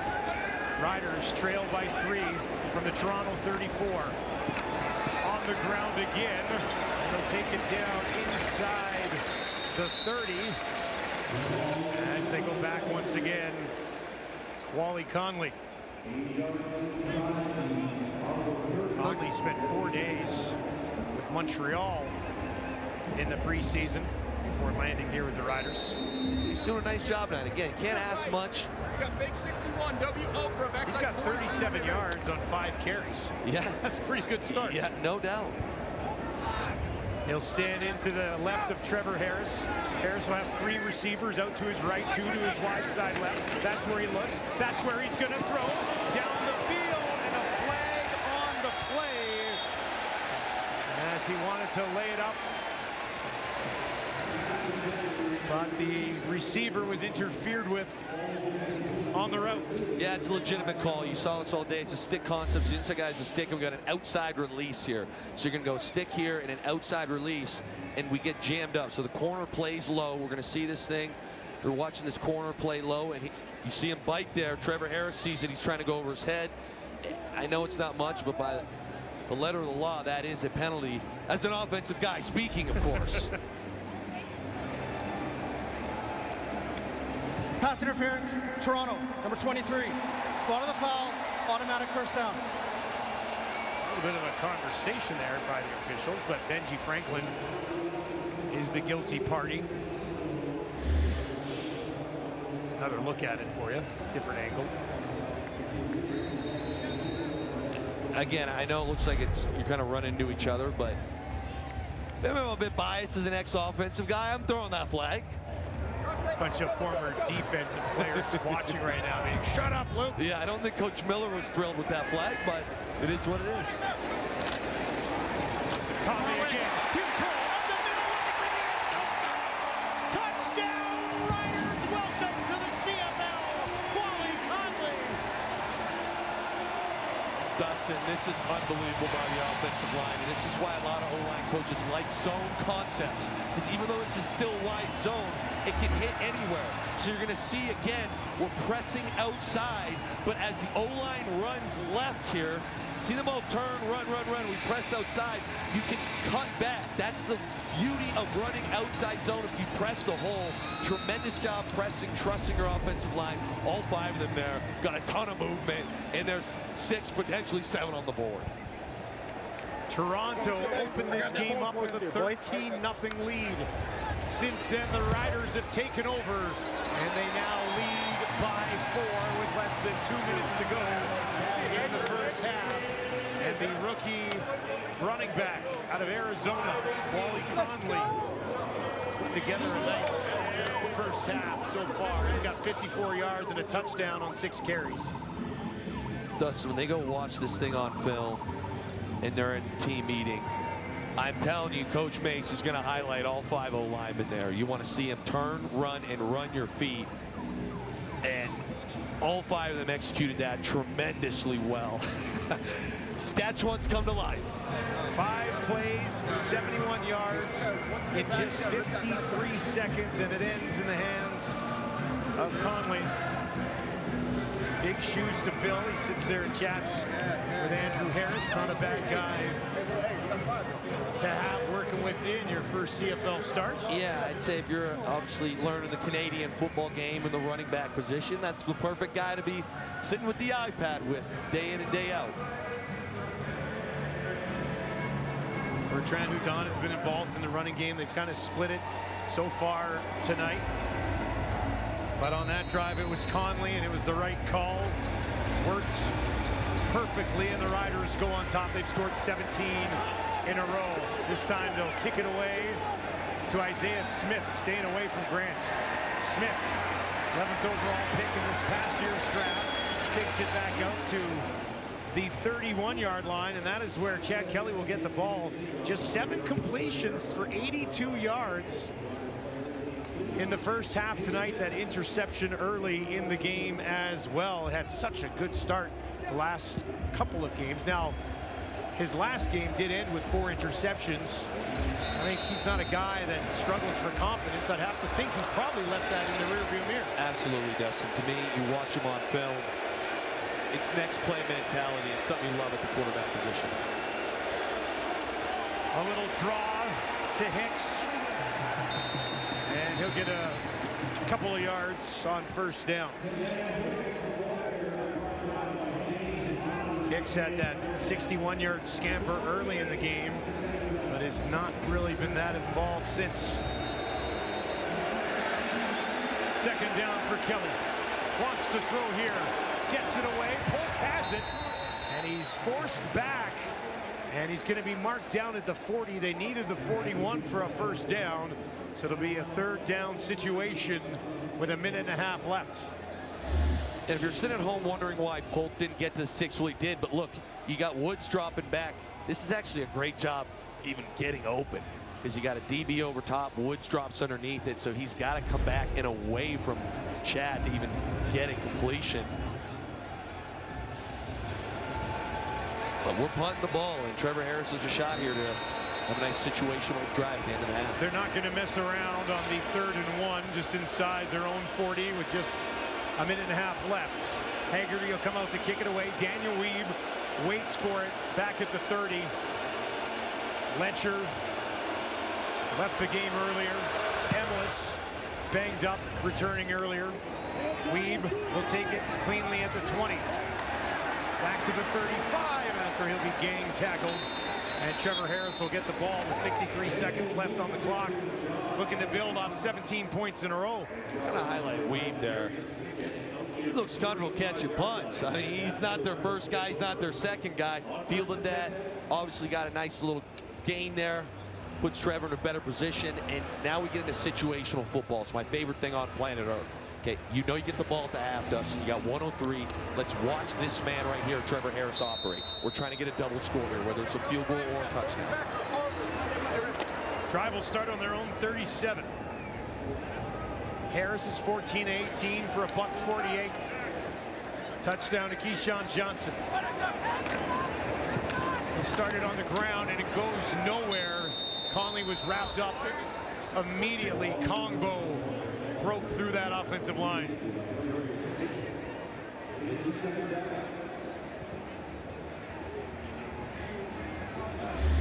It's a great job by the D line here. Not the start you dreamed up if you were Mark Mueller. Wasn't any extra pressure. Pickett obviously gets in there. You had the numbers, just didn't execute. Saskatchewan up front. Looks like it was Darius Pickett who was actually in there first. That's his 3rd tackle of the game. 2nd and 11 for Harris. Toronto just sends 3. Trevor gets it away. Looked like the Riders wanted a flag. Trevor clearly wanted one. It was Conley out of the backfield, and Harris is not happy. Yeah, and I get Harris isn't happy, but you bring 3 and you drop 9. There's just not much you got going here. I get it's a D line. You like the matchup. You see the grab there. There was a hold. Yeah. I actually kind of like the no call. It's a D lineman out there covering. It's a little grab, you know. Grants will slide under this just inside his own 30. Finds a little bit of space on the far side of the field. A stumble. And he's tripped up. You know he wanted more on that one as he gets it back out beyond the Toronto 45. Decent enough field position for Kelly. Make a couple throws, maybe get a field goal attempt here before the half. Yeah, be a big momentum shift, because it's obviously been all Saskatchewan on both sides of the ball. And for the Argos to get that stop, they can end the half with points here. Buckle up, we could be in for some fireworks in the second half. Probably looking for close to the 49-yard line to get in range for Haroahu. 5 receivers out to the right for Kelly. Down the field, he'll go, and he's got Coxie. Coxie cuts it inside the 30, and they'll take him down. And a big strike for Kelly. Biggest catch of the game for Coxie. It's a little scissors concept, really pretty. Coxie with a tremendous catch. So you're going to see outside there's a corner, and it's Polk kind of clears that out. We just come right underneath with Coxie. What a throw catch. 26 yards to Coxie. Clock ticks inside 10 seconds. Kelly going to look for the end zone, isn't he? On the run, out to his right. Dumps it over the middle, down to the 5. End zone touchdown, Toronto. Tyler Commons got his 3rd in as many games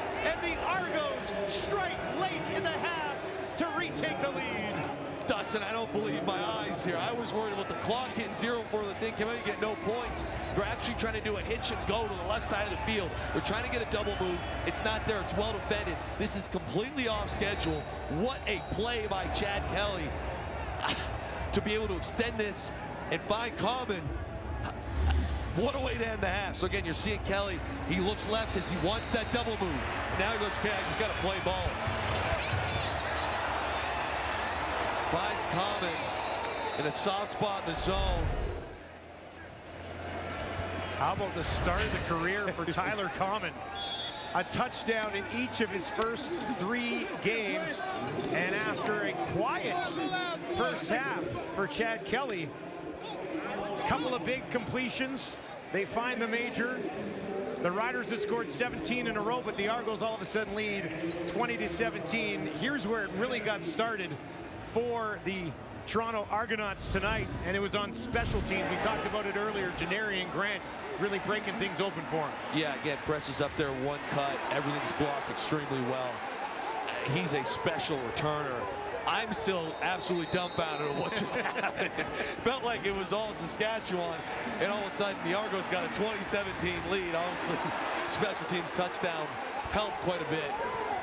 But that was playing with fire with there, and it worked out for the Argos. That is the 11th career punt return touchdown for the very special Janarian Grant. And he is standing by with our Britt Dorton. Janarian, just how big was that play in order to get the momentum back on your side heading into the half? It was very big. You know, all I think about is great field position. That's what we live by, you know, one play at a time. That's all I got to do. You got that great field position to lead off that final drive. Tonight you've been able to find a ton of holes in this Riders defense. How can you continue to do that in the second half? Just continue playing Argos football. You know, I can't do it without my guys, you know. I give it all to them. Thanks for this one. Thank you. Well, Dusty, it's going to be a confusing third quarter to see where the momentum's going to end up. Been a great game so far. Friday night football living up to the hype. The top 2 offenses in the Canadian Football League combined for 37 points. Argos lead at the half.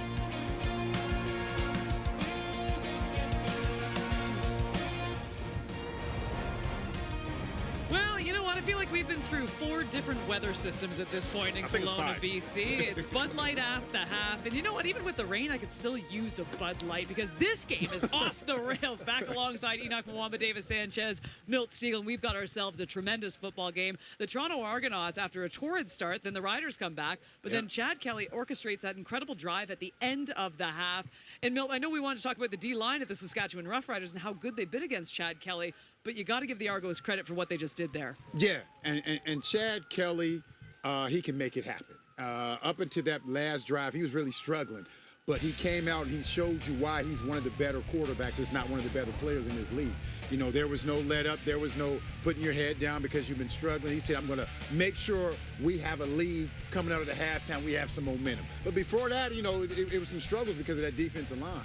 Mike Rose, 2 sacks. Pate had a sack. They were getting after him, and that's something that did not happen in the first 2 games, the reason why he was able to throw for all those yards. So it's going to be interesting to see what these Saskatchewan Roughriders can do in this second half.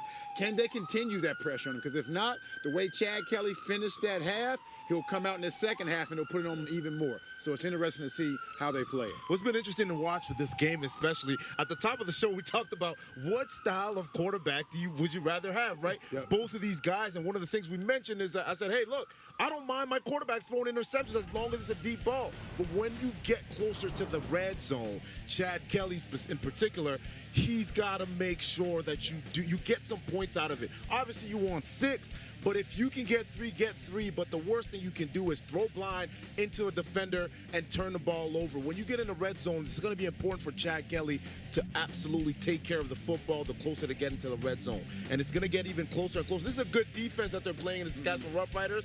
Taking care of the ball is going to be important down the stretch of this game, Chad.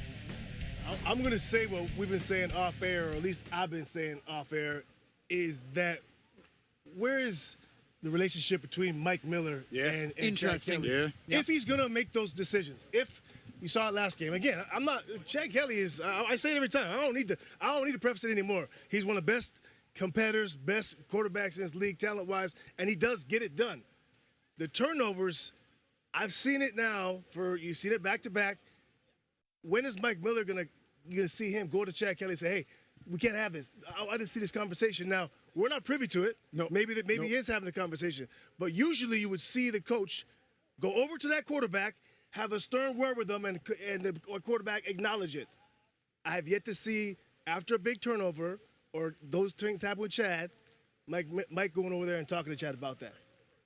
But do you think that's a relationship? Like, let's talk about it. Because, look, he was his QB coach. We know how close the two of them are. And I think we can all admit that's probably why he got the head coaching job. Yeah. He was coming back there. Everyone knows the talent of Chad Kelly. But, Milt, if you do have a head coach that would not do something like this moving forward, I mean, these are fine in the regular season, but in postseason, you cannot be throwing some balls like these. Well, I think it's too far gone of conclusion. I think it's too far gone. I think if he tries to say something to him now, it's like, come on, man. You set the standard. We already, you know how That's we work. my point. You Yes, know how I'm we with do you. it, baby. I'm with you. Go over That there and coach, and I concerns got me. this. I got this. The And fact not we saying didn't that see is the case, but that seems like that's what it is. We talked about it last week. His time management during the game was horrible. They were up by 14 points, and he's still throwing those passes, resulting in interceptions. I'll push You back can't on that, have though, Mill. I don't think it's ever too late as a head coach. It's too late. No, it's never Yes, late it is. as a It's head too coach. late with Chad Remember, Kelly. this is a first-time head coach. He can come in at But any how point long and has say, he hey, been look, coaching this Chad is Kelly? what's been happening. How At this point, you got to make better he's decisions. He's his head coach, but Chad Kelly looks at him, I guarantee you, as that's my man right there. What do the That's rest my of the man. guys in the locker room say Interesting. if he's It's a not message you're able to sending. go to Chad and discipline him or let him know? We know everybody's not treated equally, and you shouldn't be in pro sports. That's the way it goes. But there has to be some sort of accountability or understanding. I'm not saying there's not, but I want to watch and see how this plays out And over time. hopefully it's happening, and we're just not seeing it. That's fair, yeah. You know who no one has a problem with on the Toronto Argonauts right now? Janarian Grant. Because my goodness, each and every year, this is all this guy does. It is the Bud Light easy call of the half. Janarian Grant just finds the gap. Now, by the way, some great blocking on this play as well. His 11th punt return TD of his career. This certainly sparking the Argos in that one. That was a beautiful play. That is our Bud Light easy call of the half. We've got ourselves a great game going on here in Regina. Gentlemen, it's Kelowna, and we need to be doing this. Guess what's coming up right after the break? Straight fire!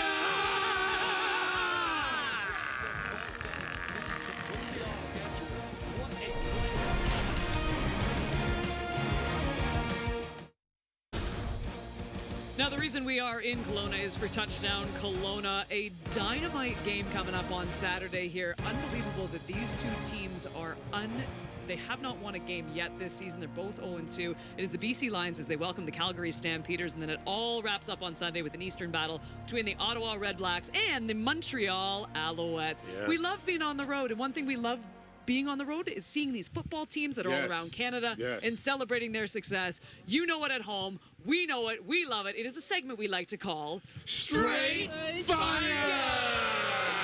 And you know I love starting with a little girls football action. U16 girls football in Saskatoon, Saskatchewan. Taylor George, an absolute dart deep to Lydia. Bregan serve for the 45-yard TD for the Seahawks.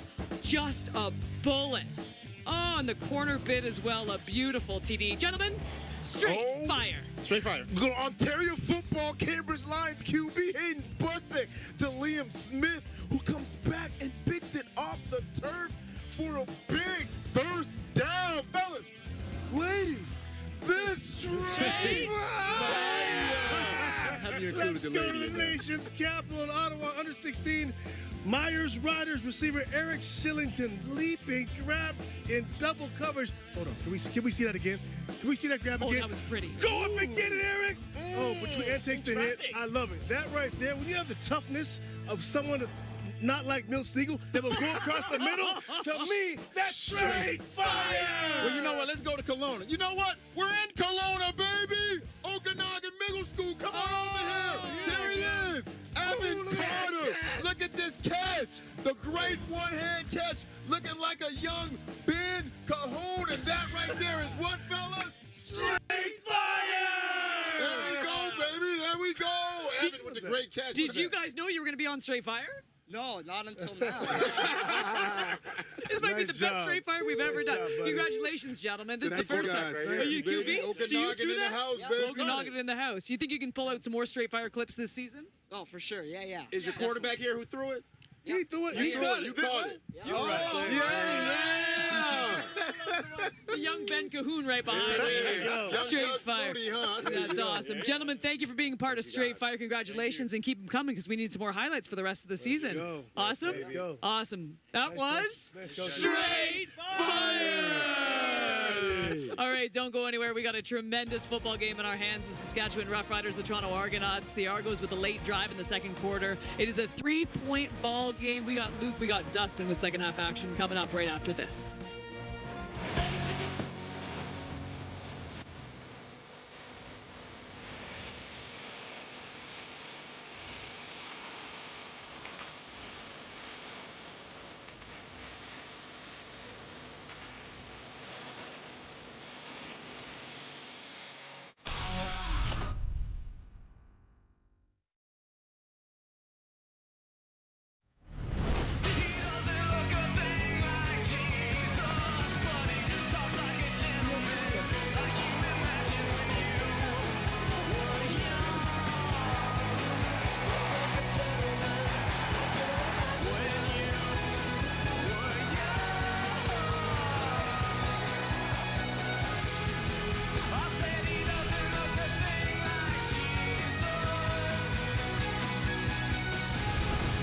Well, settle in for the second half of action here at Mosaic for Friday Night Football. It's been an excellent game so far. The Riders trail 20-17. Britt Dort is standing by with Riders rookie running back Quali Conley. Quali, first off, describe the feeling of coming out here in your first CFL game and making an impact on offense. It feels good. I'm glad I'm here with this team, and yeah, I'm grateful I'm here. There's been a lot of momentum shifts so far in this game. What was the message at the half in order to get it back on your side to start the third quarter? Just be more attentive to details. I feel like the little stuff, offense and defense, and special teams, I feel like we wasn't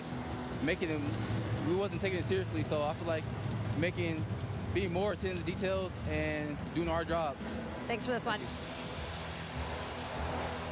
Well, a great start for Conley and a great start for that man in his career. 3 games, 3 touchdowns so far, 1 in each of them for Tyler Common. And the Riders have opted to kick the ball to the Argos to start the half.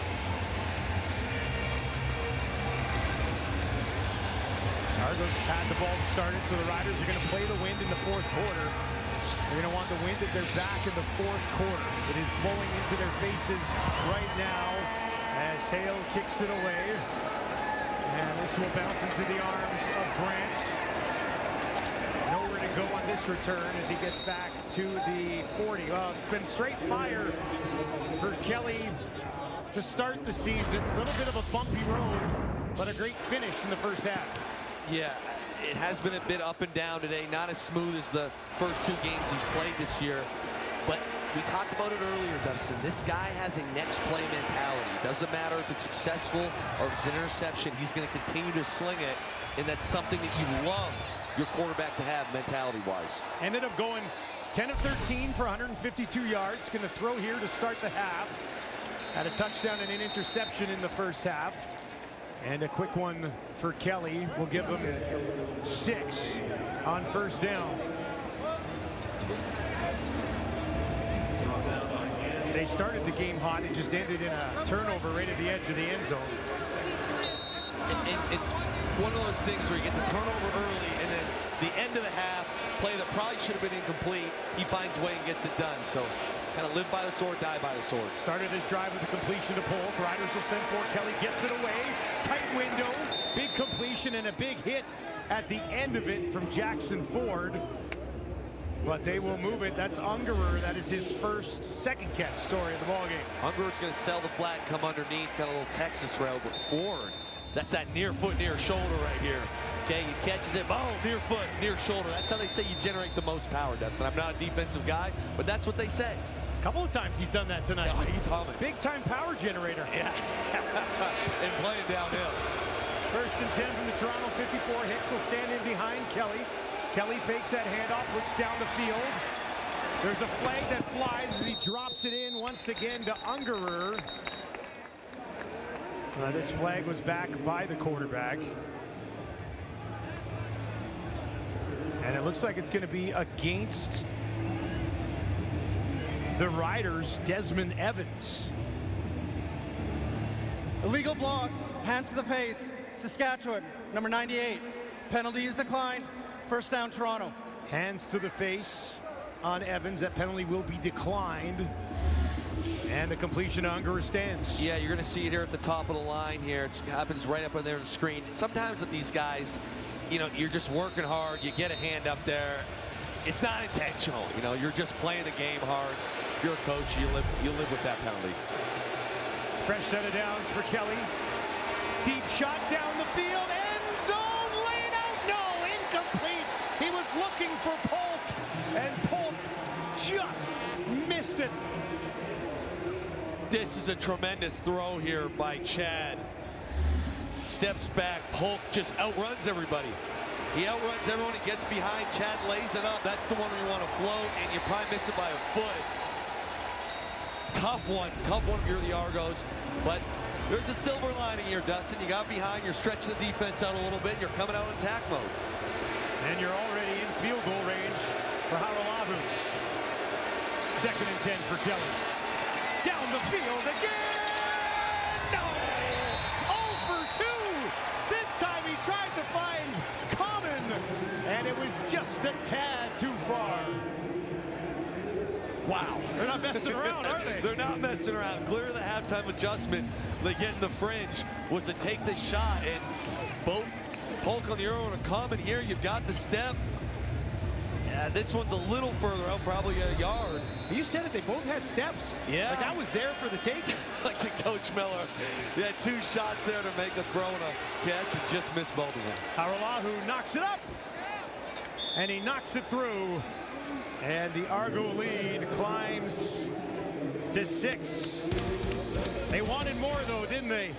Kelly unable to connect on a pair of deep shots.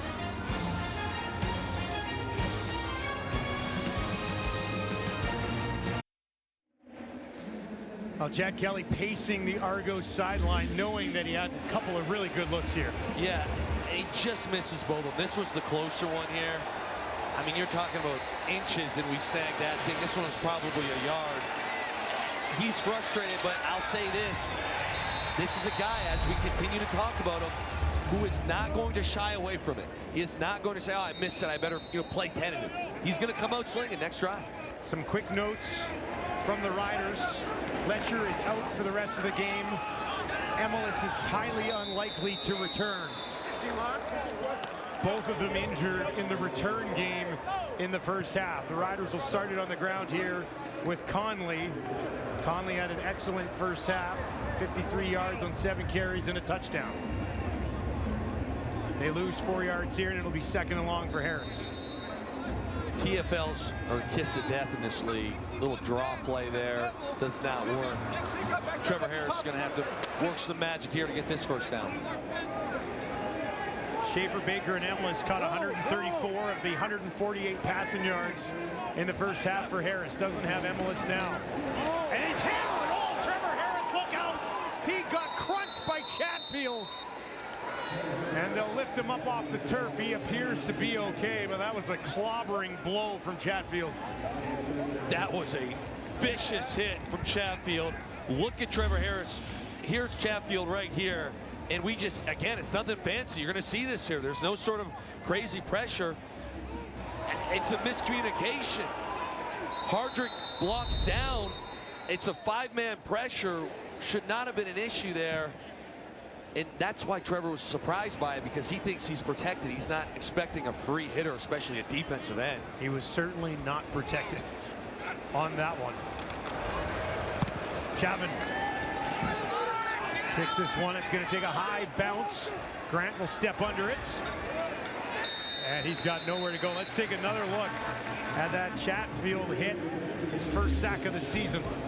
Again, it's just 5 rushers, and you've got actually 6 blockers for Saskatchewan. And why Trevor, who's a guy who knows this stuff, doesn't feel this whatsoever is because somebody has a mental error, what I'd call an ME, on the offensive line or the running back, one of the two. You got to be careful getting your big dog hit like that. You gotta look after that guy. Yeah, you gotta take care of the QB. So Kelly will get the ball back. I'm assuming he'll throw it right to the end zone. No, they're gonna hand it off. Riders all over it. And that'll be a tackle for a loss at the Saskatchewan 49.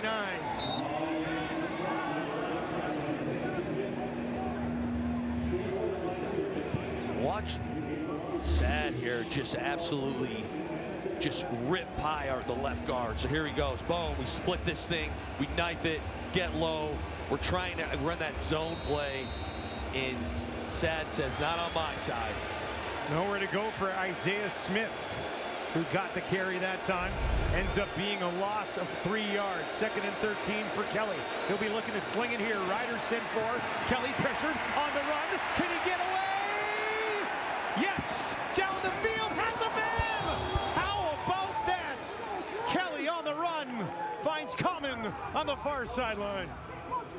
This is pretty special right here. I know it makes it look easy, but we're gonna get out of this thing. So it's an on-schedule play. We're looking left. Great job pressuring Saskatchewan. And Dustin, again, he makes it look easy, but when you're getting absolutely hawked down by a D lineman, to just be able to, we flick it here. Great scramble job. Really a nice off-schedule play. Leads the league in passing yards under pressure with 2:35 coming into this one. And that time he goes back to Polk. That's Polk's team leading 5th catch of the game. I'm very impressed with the early season chemistry between Kelly and Common, who's a rookie. I mean, he seems to put himself in spots where Kelly needs him. Yes, and just watch it, Common. He seems like he has a very good feel for finding those windows in zone. And you can become a safety blanket for your quarterback when you get those off-schedule plays. Okay, where's Common? I know he'll be in an open little crease. 1st and 10 from the Rider 27. Has a man wide open, breaking a tackle, and now another down inside the 5, still going. What an effort from Coxie. Almost found the promised land, but the Riders are able to stop him just in time. Yeah, and it's a similar play to the shots we took earlier. So you got the inside deep ball, and obviously those are open, and we just missed them, but that drew everyone back. We come down to Coxie, and Coxie, on a mission there, does the army crawl after. Toronto will look to finish. 1st and goal from the Rider 2. Kelly looks to his left, nothing there. Now to the right, and that's off the uprights. Oh, he had a man, and the uprights are still there, and he hit it. Somewhere, Stu Johnson's doing that point meme from the internet today. Yes, see? Got the Sophie Cunningham. I mean, I can't stand it. That's a touchdown for Coxie. I can't stand it. I digress, Dustin. I digress. We'll move on. But exhibit A, I guess. We'll leave it at that. 2nd and goal from the 2. Kelly on the run. Quarterback keeper. Touchdown, Toronto. As the Argos quarterback does it himself. I'm impressed with Chad Kelly's off schedule on this drive. This is not how you draw it up. So they run a little misdirection to the left. You're going to see the running back go to left, and you have these two guys go right here. And again, we're actually trying to get a quick throw to one of them. Vaughters plays extremely well, and Kelly just says, all right, I'll make a play. Not how you drew it up, but there's 6, potentially 7 on the board. What a game of streaks here. The Argos opened with a 13-0 lead. The Riders scored 17 in a row, and now the Argos have scored 17 in a row. And it'll be the Riders who try to get that momentum back. Kelly's done it through the air. This time he does it on the ground. 30-17, the Toronto lead.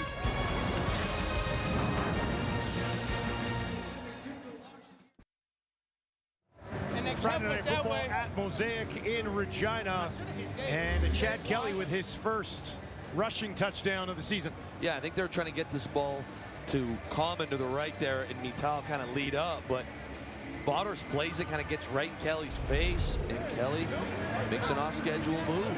Certainly worked out well. 8 passing touchdowns now this season for Kelly. Rushing touchdown as well. As it looks like Jalen Johnson back there with Daniel Weave to return this kick. With Letcher done for the night. Johnson will take it just inside the 10. 30, far sideline, cuts it back, wrapped up, and a flag out near midfield. Trevor Harris will have the ball when he returns as he tries to pump the brakes on this Argos second half momentum. His team trails by 13.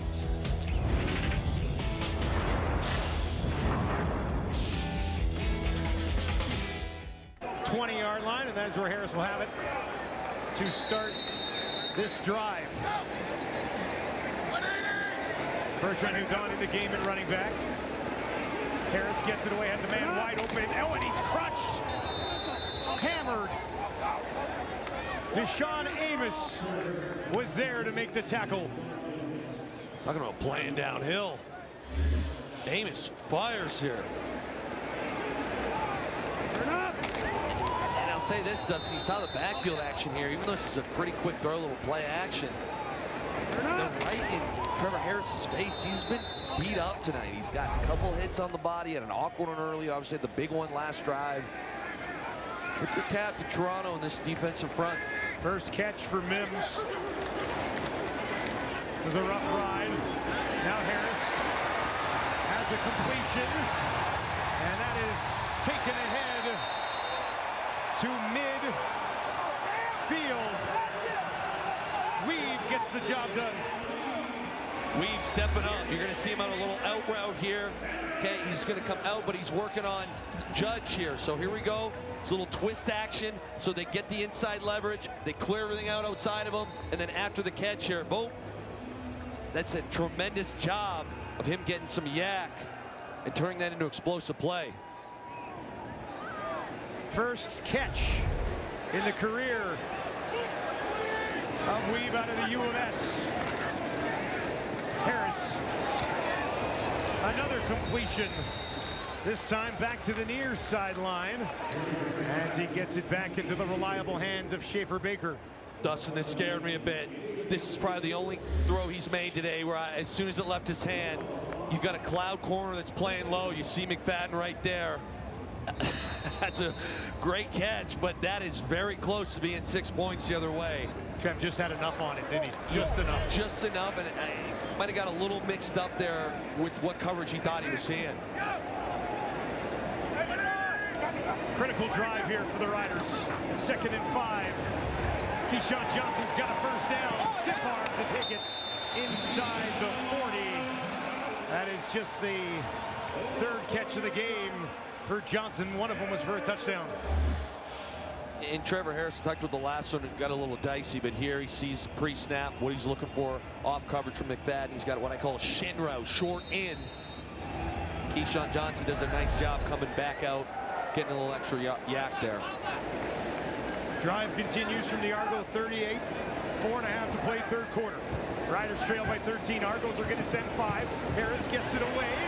And that once again completed as he's been deadly accurate so far on this drive. He goes right back to Keyshawn Johnson.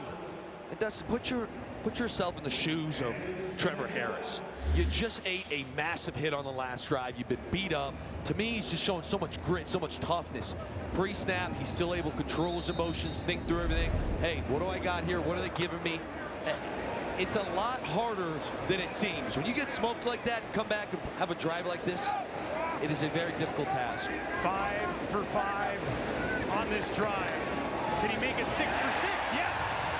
Inside the 20 as he has fully activated Keyshawn Johnson here late in the 3rd quarter. I'll say this too, back to Mark Mueller. When you buzz his film, he does not mind calling similar plays if they're working. And you've seen this whole thing. Until you stop it, I'll continue to call. Again, it's not the exact same, but they are similar concepts. And clearly they've done this. Again, that's a slant from the inside, the short in or the slant routes right down the field right now. Into the red zone they go. 1st and 10 from the 17. 3 options, wide side right for Harris. Wants to throw again. Drops it in there, but it's broken up. James Caesar causing all types of issues on that play. It's a really nice job by Caesar here, and I think we're going to want backs going to work in and just basically run kind of a corner or sail route. It's an RPO. So you see Trevor run the play action. We do cross face. Trevor's going to want that throwback. He just needs to get that outside, and I think that you've got at least a chance for a contested catch, but it's a little inside. You can see him right there. Just misses it. Now we're at 2nd and long. Was looking for Johnson once again. Harris quickly spin move, nice catch down towards the end zone. Can he get there? No. They'll stop him, but what an effort from Schaefer Baker. This is ridiculous. I know it's simple. This is ridiculous, Dustin. It's the short end, the shin route from the inside. It's contested. If we make 1 man miss, 2 man miss, he almost does. It was like a video game when you're spamming the spin button. Here's 1 spin. Here's 2 spins. Here's 3 spins. Hey, he almost reached that ball, but he was thinking, coach tells me don't reach it out. Hey, we don't want to fumble there. Gotta look after it. Could have mixed in a 4th spin move. It's that angel on the shoulder right there. Tommy Stevens into the game. 1st and goal from the 2. Tommy looking for the end zone. They'll stop him this time, but he gets down to the 1. Just stopped him. They're gonna run this thing back. Tommy Stevens will take another crack at it. I don't know which defensive lineman just punched the ball out after the whistle there, but I love the pettiness. I really do. big pettiness guy. Yeah, huge. Stevens is a truck. He was almost there. He's a truck. 6'4", 245. I'll tell you who else is firing off the ball. Left tackle Collins is firing off the ball on these. They'll try to finish it again. Stevens up under center, looking for the end zone. Over the top, he's got it. Touchdown time for Tommy. And the Riders aren't going anywhere. Offside, Toronto, defensive line. Penalty is declined. Touchdown.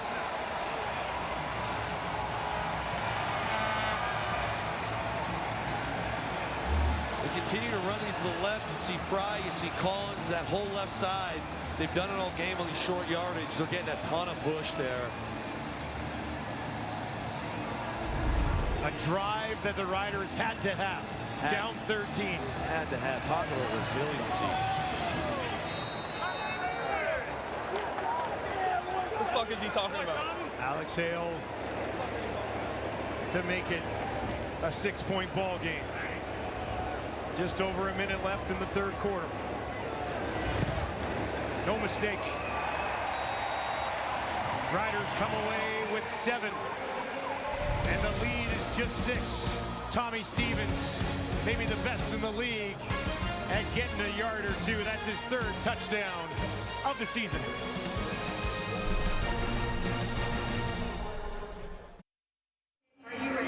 Trevor Harris started and led that drive, and Tommy Stevens up over his shoulder there finished it for the Riders. Yeah, and again, coming off the big hit, did a great job distributing the ball. Weeb obviously early with kind of the explosive. This was the one that did scare me a bit, Dustin, and then he just settled into the rhythm. Little short in routes, RPO actions, taking what the defense gives you. I can't say enough about this guy, just the amount of control he has, the poise in the pocket, the ability to execute this offense. The triple spin here by... Spin cycle indeed, eh? And the left side of that line on these quarterback sneaks have been awesome tonight. 10-play, 90-yard drive that took 5:59. Harris on the drive goes 7 of 8 for 88 of those 90 yards. It was all of them until Tommy Stevens finished things off. We've got a 6-point game. Final minute to play, 3rd quarter.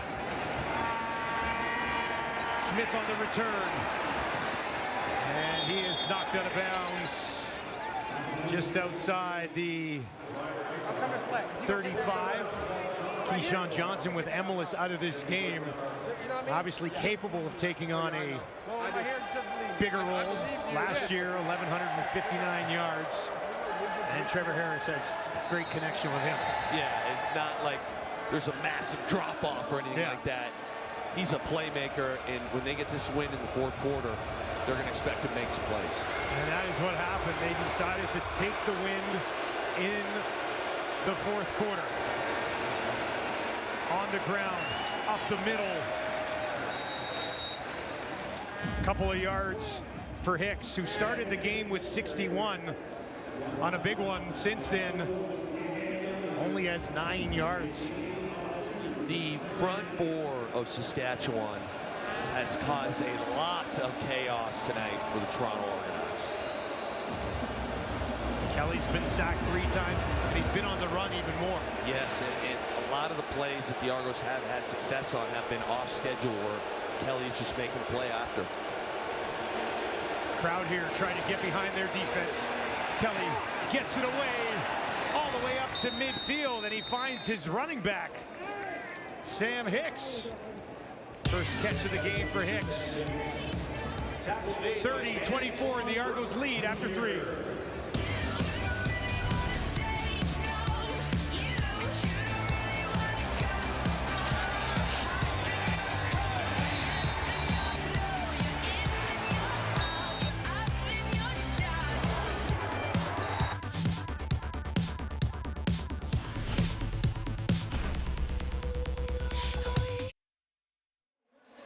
Well, we have ourselves a ball game, CFL game, Friday Night Football, on brand for what we've seen so far. Both quarterbacks on pace to throw for over 300 yards in this game. Real back and forth affair here, Luke. Yeah, almost identical turnovers as well. The difference in the game has been that punt return.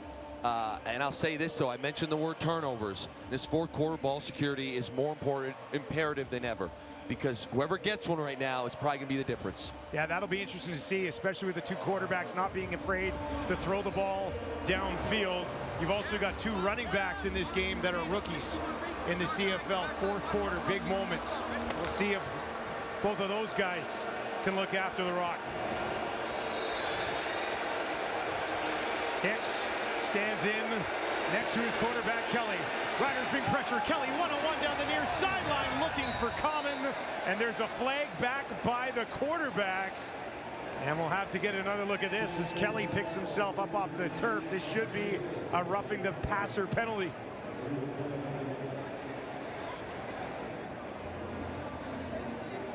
He likes throwing it up there for Common, though. He really does. A few times. They load the field up to the left, so they got 4 receivers on the left. They isolate Common. It's outside leverage, so Common goes inside. Saskatchewan, number 42, 15-yard penalty and an automatic first down.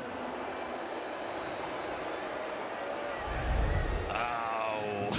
A little late? Is that what we're looking at there? You see Mike Rose is saying, what are you talking about? If it is late, it's late by a split second. Moves the ball up to the rider, 41.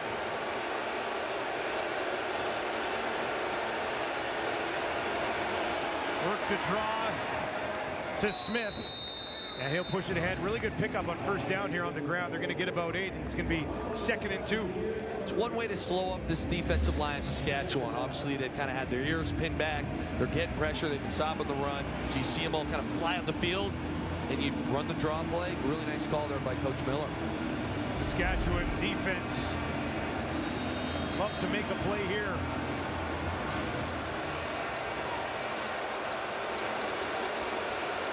Allowed 32 points per game so far in the season coming into this one.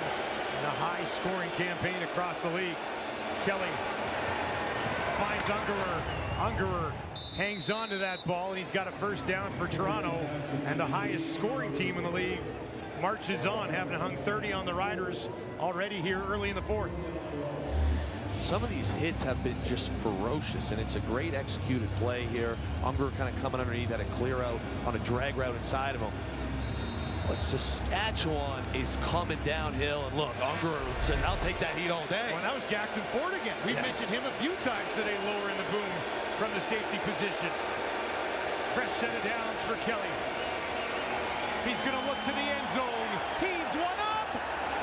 Incomplete, was looking for Ungerer.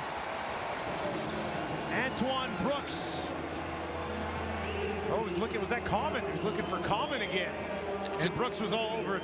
Yes, and it's a great job picking up the pressure. We get a corner out. It's inside leverage. This is another one that you just want to have see the twist so we can work the inside of the defender. And it's a tight window, but that's one that you'd love to make because it is the matchup, it is the route. And that's why you twist that motion to get that leverage. Big second down here. Riders send 6. Kelly, pressure in his face, gets away. A first time, not a second. He'll be taken down again. Alexan is there.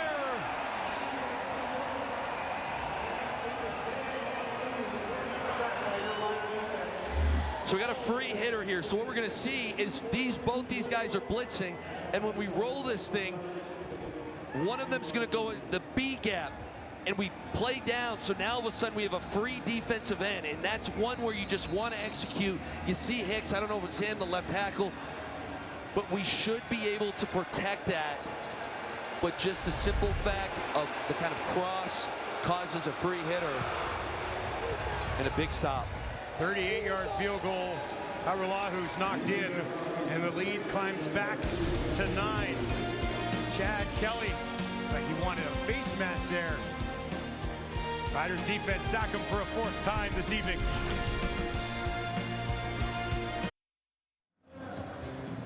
Welcome back to Regina. There's a look at the Plaza of Honor here. Bobby Jurison, one of the names on there, 4-time All-Star, Grey Cup champion, franchise leader in sacks. With the Toronto connection, here's Britt Dort.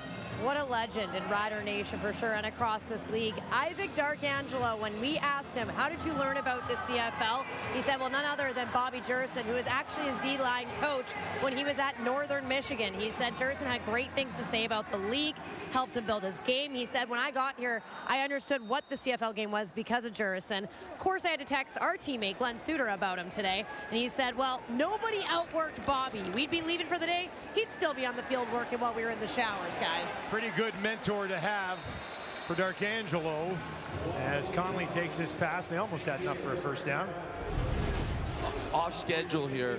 Really nice job. There's a look at Jurison. 140 career sacks. That is a franchise record. Actually played for both of the teams playing here tonight. Wrapped up his career with the Argos, I believe. But Jurison was an absolute monster. You can even be. Look at that neck roll. Anything like that guy. He had a T-bar face mask.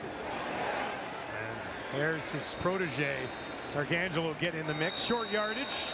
And the Riders will pick it up. Tommy Stevens, about as much of a sure thing as you will see in the league. Well, right now, trailing by 9. Riders got to come away with points here with 11 to play. Went to the right on that one. Mix it up a little bit. Keep them honest. Keep them guessing, right? Keep them guessing. Chatfield and Pickett to stop him there. Harris checks back in. 2:45 on 22 at 28 for Trevor. Harris looks to his left. That's where he's going to throw. Oh, my goodness. Along the sideline, they got it. Keyshawn Johnson, how did you do it? Franklin was all over him. But Johnson came away with a highlight reel grab. This is as good as it gets as far as contested catches go. I didn't love the throw. The corner drops on it. And there is no window to fit that in.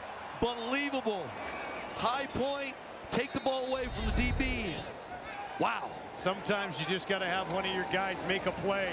Johnson did it. Now a high throw from Harris, but that is hauled in by Mims. And the Riders march on. I'm still, I'm shocked here, Dustin. You see the corner, but Benji drops on it, and I thought it was a pick originally, and Johnson just takes it away. And now short yardage again.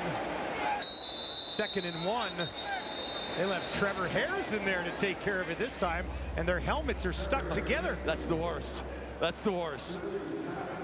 It's the worst because you think someone's grabbing you, like, defensive hey, line. am I in a little bit of a fight? Slug yard penalty. Yes. First down. You say, am I in a little bit of a fight? Yeah, and so that's the initial thought, like someone's grabbing my helmet.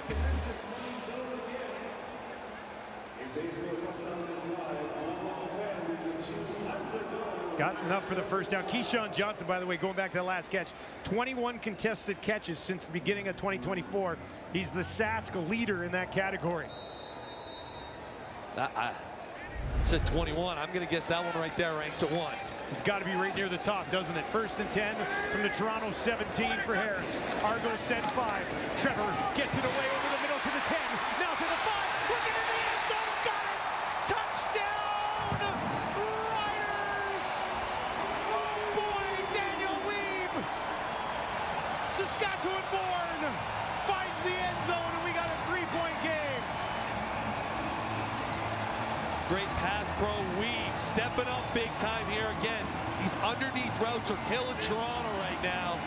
And this building has just been electrified. So you're going to see him right here. He's going to work up the field. Okay, settle, and just find this zone underneath. Little stretch by Kean. Inside go, gets him deep. Trevor comes underneath. Weave makes it happen. Big moment there. And Trevor Harris is in absolute control. What a moment for Daniel Weave. And we've got a 2-point game at Mosaic. 6 plays, 70 yards in 2 minutes and 16 seconds. And it's the first CFL touchdown for Weave.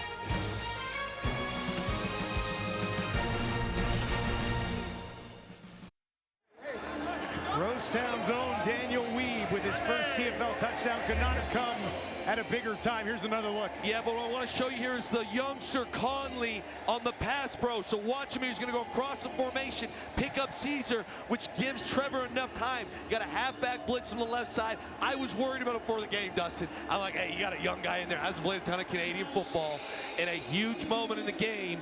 Okay, it's a great catch, great execution, but you got to give some love to the rookie who has a big blitz pickup. He's handled himself well so far in this one. They're going to drive a low kick. Don't want to go anywhere near Janarian Grant.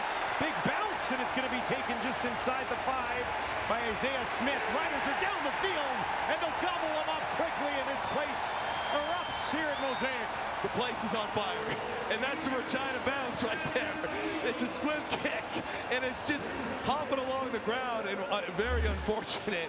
The big bounce it takes is right when we're about to catch this ball. Bing! It's just part, you know, sometimes you don't get the bounces. Aubrey Miller with the special teams tackle. He had 5 coming in. That was the league leading number. Give him another one here tonight. Chad Kelly gets the ball.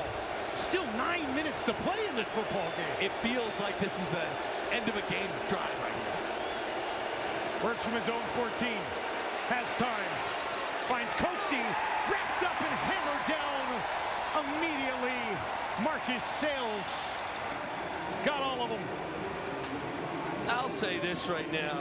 If you're Josh Bell, the defensive coordinator, you don't love the points you've given up, but you do love the tenacity and the ferociousness that your defensive players are playing with. You drop 9 here, and Sales comes downhill. We talked about Ford.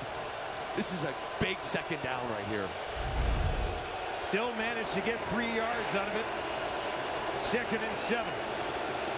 Can they find 7 more? Kelly right over the middle. And that is hauled in, a crowd silencer here at Mosaic as he goes back to Mackay Polk again. 6th catch of the game for Polk. I believe that's why they call Chad swag right there. Building's on fire. He comes in and says, I don't care. You want me to fit into a tight window? Drop back. There's that wrap. Big hit. Polk hangs onto it. This is high-level ball right now. Toronto works from their own 35 to the running back. One hands it, held on, but wrapped up and taken down was Hicks. Once again, setting up this 2nd and 7 spot for Kelly, who's 11 yards or 8 yards away now from a 300-yard game. Coming into the game, Kelly was number 1 in pass yards while pressured, but he was number 7 in completion percentage. So it'll be interesting to see what Bell dials up here. If he brings something crazy or just rushes 3. He's 21 of 28 so far in this game. They only send the 3. Kelly's got time. What can he do with it? On the run to his right, points down the field. Now he's going to keep it, lunging ahead, and he's going to be marked short of the first down by about 1.5 yards. Mike Miller decision time. What do you do? I go for it. I do. Sending out the punt team. I go for it because of how well Trevor Harris is playing and how well he has played. That kid's almost Saskatchewan right now. They are going to kick it away. And it is Weeb back waiting for it. Already has his first CFL touchdown here in the quarter. Imagine this place if he somehow found a way to take this back. Haggerty almost had one blocked earlier in the game. We'll see if he can get this one away with time. He does, no problem there. Hangs it up. Weeb will take it at the 25 cleanly. And he's crunched just inside the 35. A flag on the play as well. We'll pick that up when we return. Don't go anywhere. Friday Night Football. We got a good one.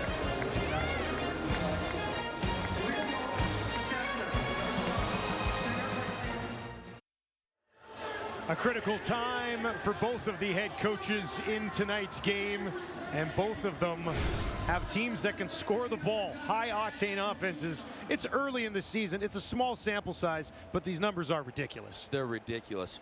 Net yards per game, 501 for the Argos.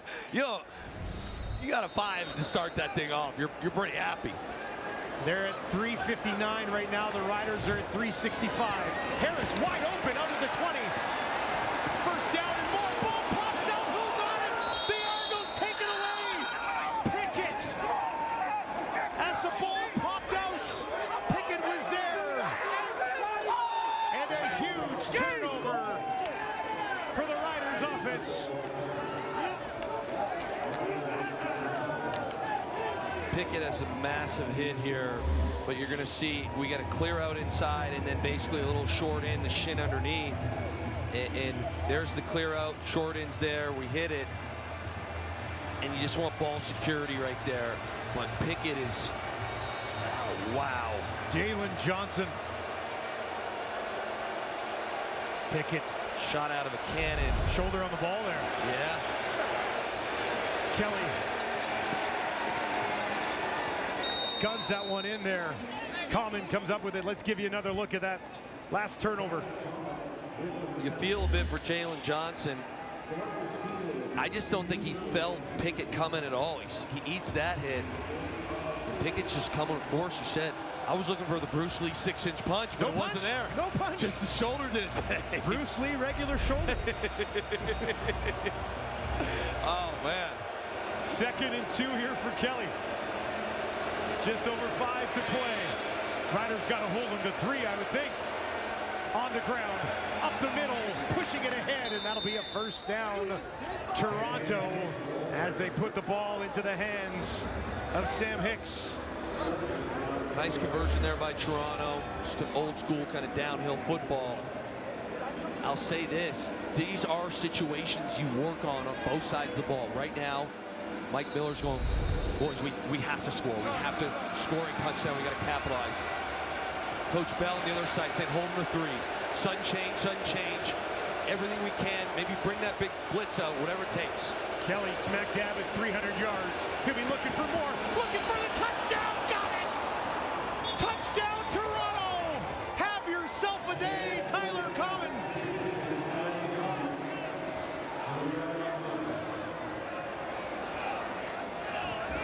What a sudden change here. What a dart by Chad Kelly. Common comes up, and Chad sees it right away. He knows what he wants. Again, doesn't really have to go through too much of the progression. It's hold coverage, so that is the soft spot in what's called cover 3 hold. Chad identifies it, rips it in there. Great job, baby. Good job. It's a big 6 points, potentially 7. Turnover comes back to bite the Riders.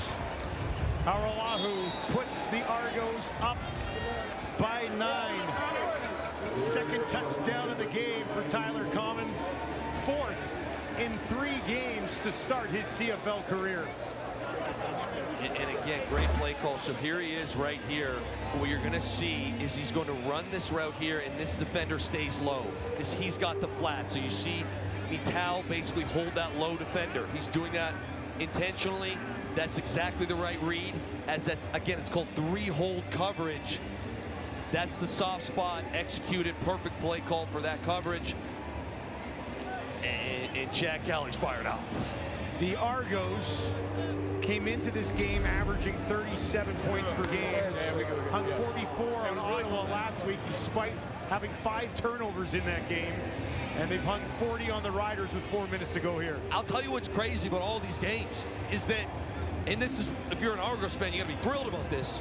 They've left points on the board. Yes. They have, in all 3 games, they have left points on the board. Even today, first drive of the game, they throw an end zone interception. Like, there's still meat on the bone. Coach Miller, what a hot start to the Mike Miller era. Well, offensively, they are cruising along. They allow 30.5 points per game themselves, and that's a number that's going up here tonight. Over 62 points per game across the league coming into the week. We got 71 here with 4:17 to play. Aralahu hammers it away. This will be taken cleanly just inside the 15. And brought back out beyond the 35.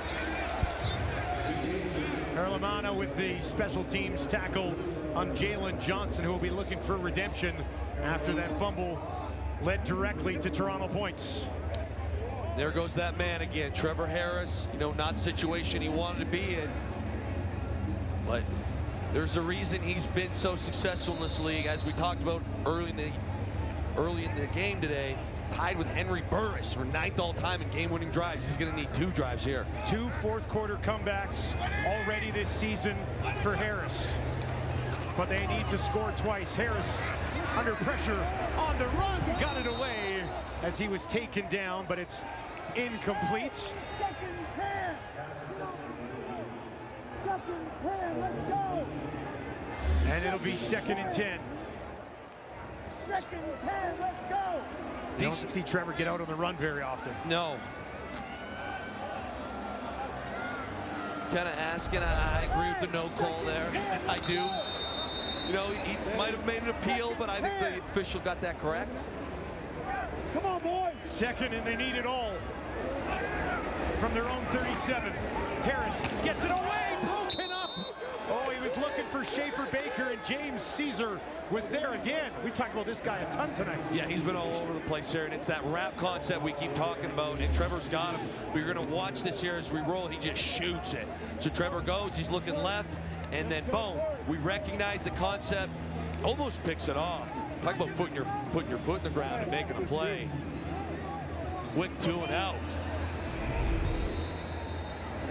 Caesar has 3 knockdown / pass breakups tonight. He had 2 coming in to this game already this season. So making things work from the secondary for Toronto.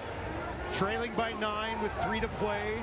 The Riders will kick it away, but whistles do fly. There's a flag way back down inside the 10-yard line of the Argonauts. Time count violation. Saskatchewan, number 91. It's 5-yard penalty. Remains 3rd down. This is a 3-minute warning. We have hit the final 3 minutes here at Mosaic.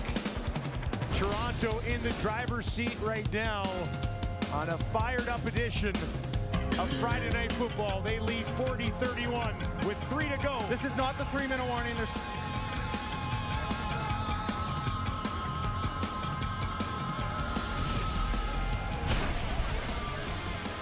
psych. It's not the 3-minute warning. Yeah, they rug pulled us there. They did. Looked like it was going to be the 3-minute warning, and turns out they were just kidding us. So they'll kick this away. Then we'll get to the 3-minute warning. Janarian Grant waiting. This would be a real dagger to the Riders. He's already got 1 punt return tonight. 15-14 14 total kick returns, third all time in the CFL. He's got a long way to go to catch Giz. Gizmo's at 31. That was a cheat code. Here's Grant, end over end kick. Grant grabs it on the run and will run right out of bounds just outside his own 25-yard line. Riders defense is going to have to step up big here as we officially hit the 3-minute warning for real this time at Mosaic on Friday Night Football.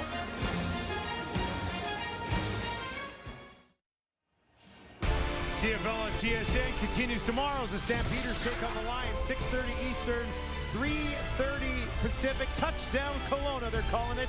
You can tune in live on TSN. I call it a massive game between two 0-2 teams. Both teams need it. Need it bad. You do not want to fall to that dreaded 0-3. Argos trying to improve to 2-1. That tackle will be good news for the Riders defense because they got to get a stop in a hurry here, and they're able to take down Hicks for maybe a short loss. Timeout, Saskatchewan. And now the Riders will call a timeout. Got to get a stop right here. Yeah, this is it. You got to get this stop. I know there's still 2:51 left, but you're down this. And if you're the Argos right now, there are rules in this situation where if you get the first down, that's obviously most important. But stay in bounds. Stay in bounds. I know you got a 9-point lead, but you never know, Dustin, okay? Every second matters. Look after the football as well if you're Toronto. Started the season with a loss. 37-30 out in Montreal. Spanked the Red Blacks last week. Lead by 9 now. Kelly to throw. Riders bring everybody. Dumps it off.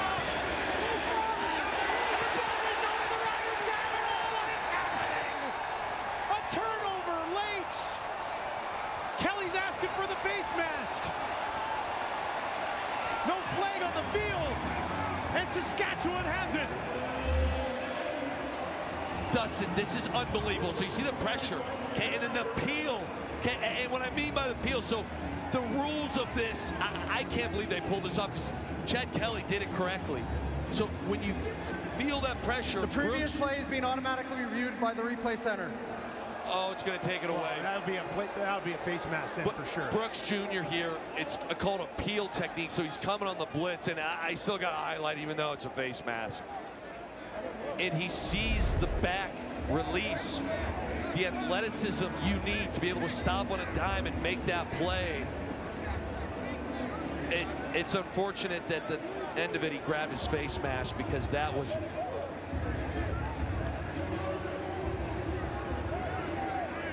So under 3 minutes, the replay center can step in and review when a major foul causes a turnover, which is the exact situation we're talking about right now. And that is a major buzzkill here at Mosaic. It was clearly a face mask that was missed by the officials on the field. Yeah, I'm sick to my stomach for Brooks Jr. because that was a special play. Didn't have to do it either, right? That's no. the thing. I mean, there it is. All right, we have the official call. Let's send it down to the field. The previous play was automatically reviewed by the replay center because of a major foul that caused a turnover. As a result, we had face mask against Saskatchewan number 5. We're going to go up 15 yards and an automatic first down for Toronto. A backbreaker for the Riders. Here's one last look at it. Reaching out, fingers into the face mask. Slow 6 down. Ball pops out. How about Javon Campbell coming in, jarring that ball loose? Oh yeah, he was hitting with a purpose there. Yes, he was. Yes, he was. So after all of that, instead of the turnover, it's an Argos first down on the 42. And Chad Kelly will have another chance to maybe seal this thing away.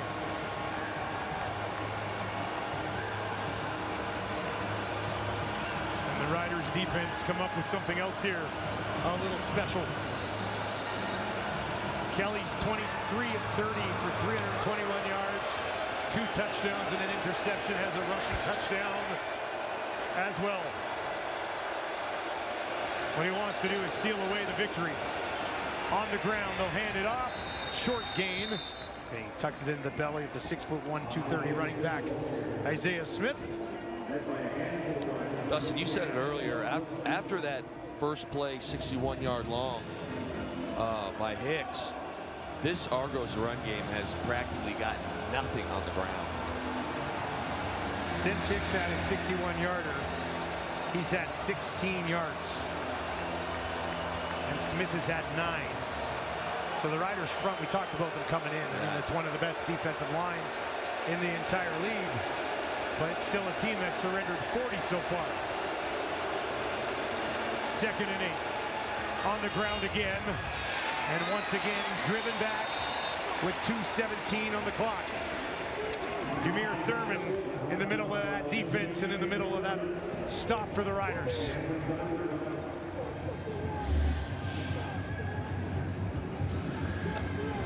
I would say if there's one thing Mike Miller's going to be a little upset about with his offense, it has been the run game tonight. Obviously, you're not upset about much when you hang 40 and you have the numbers that they have, but I do think that'll be a point of emphasis going forward. Haggerty stands on his own 30-yard line. Can the Riders get there? No, he gets it away clean. It's a good kick, too. It's going to force Weave way back. Takes it at the 10. Nowhere to go on the near sideline. He's wrapped up and driven back. And it'll be a long field for Trevor Harris and the Saskatchewan offense. Heck of a punt right there. Heck of a punt. Into the wind as well. 57-yarder from Haggerty into the wind. I'm not a big special teams. I don't like giving kickers flowers, but when it's due, it's due. Hey, he's got to call it how it is. No doubt. Well, yeah, because that was from his 30. And the Riders are starting on the 10. No return there either. Good coverage down the field by the cover team for Toronto. Does Harris have some sort of trick up his sleeve here? Starts it with an incompletion. Oh, Keyshawn Johnson would certainly want that one back. I definitely think he's going to, because Benji Franklin actually trips at the top of this thing. You see Franklin slip.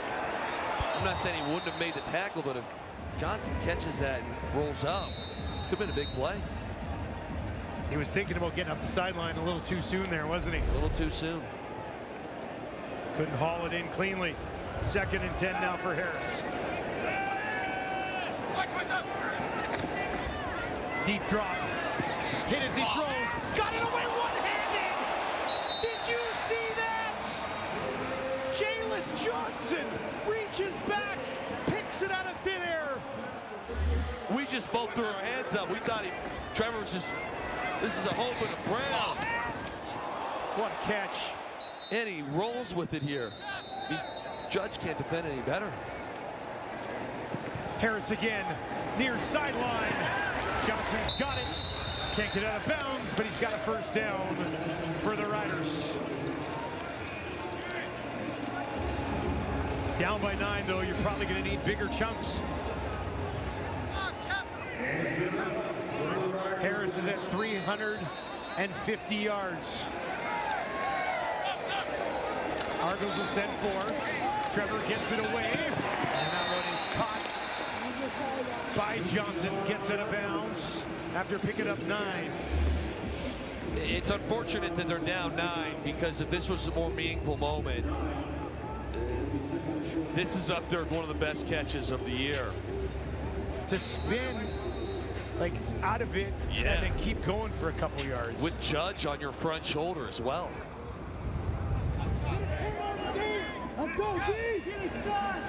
80 seconds to play. Riders creep towards midfield. Another pass into the hands of Johnson. That's his 8th catch of the game. And with 1 minute and 15 seconds on the clock, they'll work from the Toronto 49. Harris will have 3 receivers out to his right. Johnson in the slot to his left, and there's a flag as Trevor dropped back.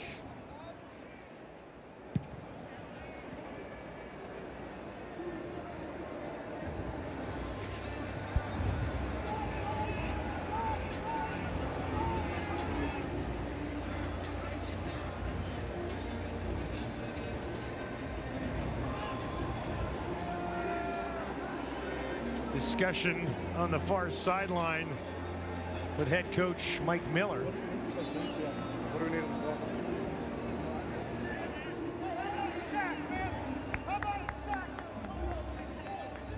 Procedure, Saskatchewan, number 67. That penalty is declined to run the clock. It'll be first down. Dustin, there's a world here where you sneak into field goal range, you're with the win, you kick it, and save the clock. Yeah. You know, whoever your clock management guy is, I do think that's got to be a foul right now for Saskatchewan. Harris, once again using the sideline, and once again using Keyshawn Johnson, who's really stepped up here in the second half with Emilus out of this game. Yeah, and Toronto's kind of giving this to them right now with a 2-possession lead. It's a clear out route on the outside and an out-breaking stick or speed out by the number 2. And obviously Saskatchewan's having success, but like you said, Dustin, just not enough right now for the moment of the game. Got to find 20 or 30 yards here with just 65 seconds left. Once again, exact same thing what you were talking about. They're kind of just giving it to him. Johnson will take a few more. Trevor creeps towards 400 yards, but the clock is not helping him here. Yeah, now I will say this at this point, especially now you're on the 24. We need to start clamping up here if you're Toronto. It's one thing to give them, and then it's another to, okay, they've done it the whole way down the field. It's pitch and catch. Argos has spread it out 10 in all 4 quarters. Harris. This time went to Jalen Johnson. 56 seconds on the clock. And it'll be a second and short situation for the Riders.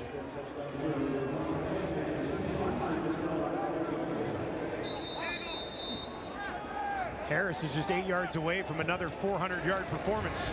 Pressure coming on the run. To his right, there's a hold. Clear as day. And that one is incomplete as soon as he escaped the pocket to the right. A hold on the play, and that's going to back him up. Looked like there was a little bit of hope. Holding, Saskatchewan, number 63. It's a 10-yard penalty. Repeat, second down. Little bit of hope. You know, if they take a shot there and score, but this is as blatant as a hold comes. You're going to see it on the right side of your screen. Right here as Trevor leaves the pocket. Not going to get away with that one. No, right in front of the official.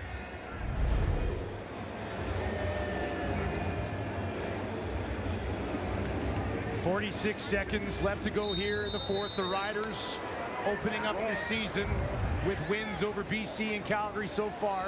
Chad Kelly, 9-1 in his career versus the West. Looking to take it to 10-1. Harris quickly inside the 20. That's not going to be enough for a first down. 40 seconds on the clock, and they will bring out the field goal team and get the 3 to pull it within 6, and then attempt an onside kick. Again, hindsight's 20/20. There is a school of thought. I actually don't abide by it, where you take the 3 right away. 25 seconds ago. Correct, yeah. And you save some time.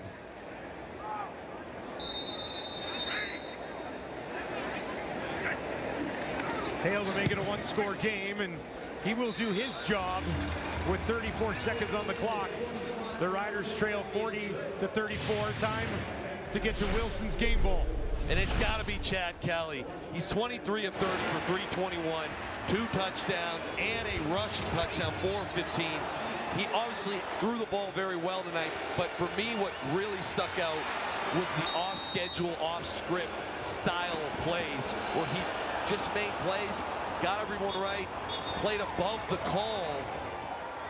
Outside of the first drive, had a tremendous night in a tough environment. Yep. Tough environment, Dustin. And I think what sticks out to me the most is how resilient and just the mindset of playing that position. Okay, I threw an interception early. Shake it off. We're still throwing. Okay, I missed a couple go balls, in the second half. No problem. I'm going to come out here later on. finds Common on a great seam on that cover 3 hole. Like, he's a next play guy. Coach Miller speaks extremely high about him, and he said before the game he's seeing the field really well, and he did again tonight. Excellent performance after that early interception. He's 3-0 against the Riders in his career as well, beating 3 different quarterbacks along the way. Onside kick for Saskatchewan. Can they get it back and give themselves a chance? And a whistle just as Hale was about to step into that one, and a timeout called Toronto. By Toronto. I'll tell you, Dustin, I know it seems calm, but if you're one of these catch guys, which I was at one point of my life, the heartbeat is going a little bit. The heartbeat is a little elevated right now. You really need the guys on that front line to trust the situation. And what I mean by that is, don't try and catch the ball, don't get in my way, do your count. So these frontline guys, and you'll see some bigger bodies in there, there's a couple D linemen, they're there to take out the widest guys right down the line. Block your man so you have an easy catch. Hale drives it low, bouncing around. Who's on it? The Riders look for it, but the Argos have it. Oh, they had a shot at it, didn't they? They did, and this is what I'm saying. If you're not the catch guy, don't try and catch it. It's the cardinal sin. If you're a frontline guy, you're not supposed to be the catch guy. But time and time again, it'll last forever in the game of football. The frontline guys, and it's Pickett here. That's why we don't want you catching it. You got Coxie, you got Mittal. Those are hands, guys. They're waiting for it. Correct. That's their job. Nice kick, though. Gave him a chance, but it's not going to be enough in the end as Chad Kelly and the Argos make it 2 in a row, improve to 2-1. And the Riders suffer their first loss of the season. But what a game. What a game. And I'll say this about this man right here. Everyone wrote this team off, and Mike Miller has come in and already changed the culture. I'm saying it after 4 weeks in 3 games with Toronto Argos. This team is humming right now. They walked into a Saskatchewan building, a very physical team, and went toe-to-toe with them, made enough plays to leave here with a W. Albeit a home game, what a statement by the Toronto Argonauts. Had a lead in Montreal in week 1 and let it slip away. Yes, they did. As well. Chad Kelly doesn't look like he's missed a beat. He improves to 4-0 in his career against the Riders.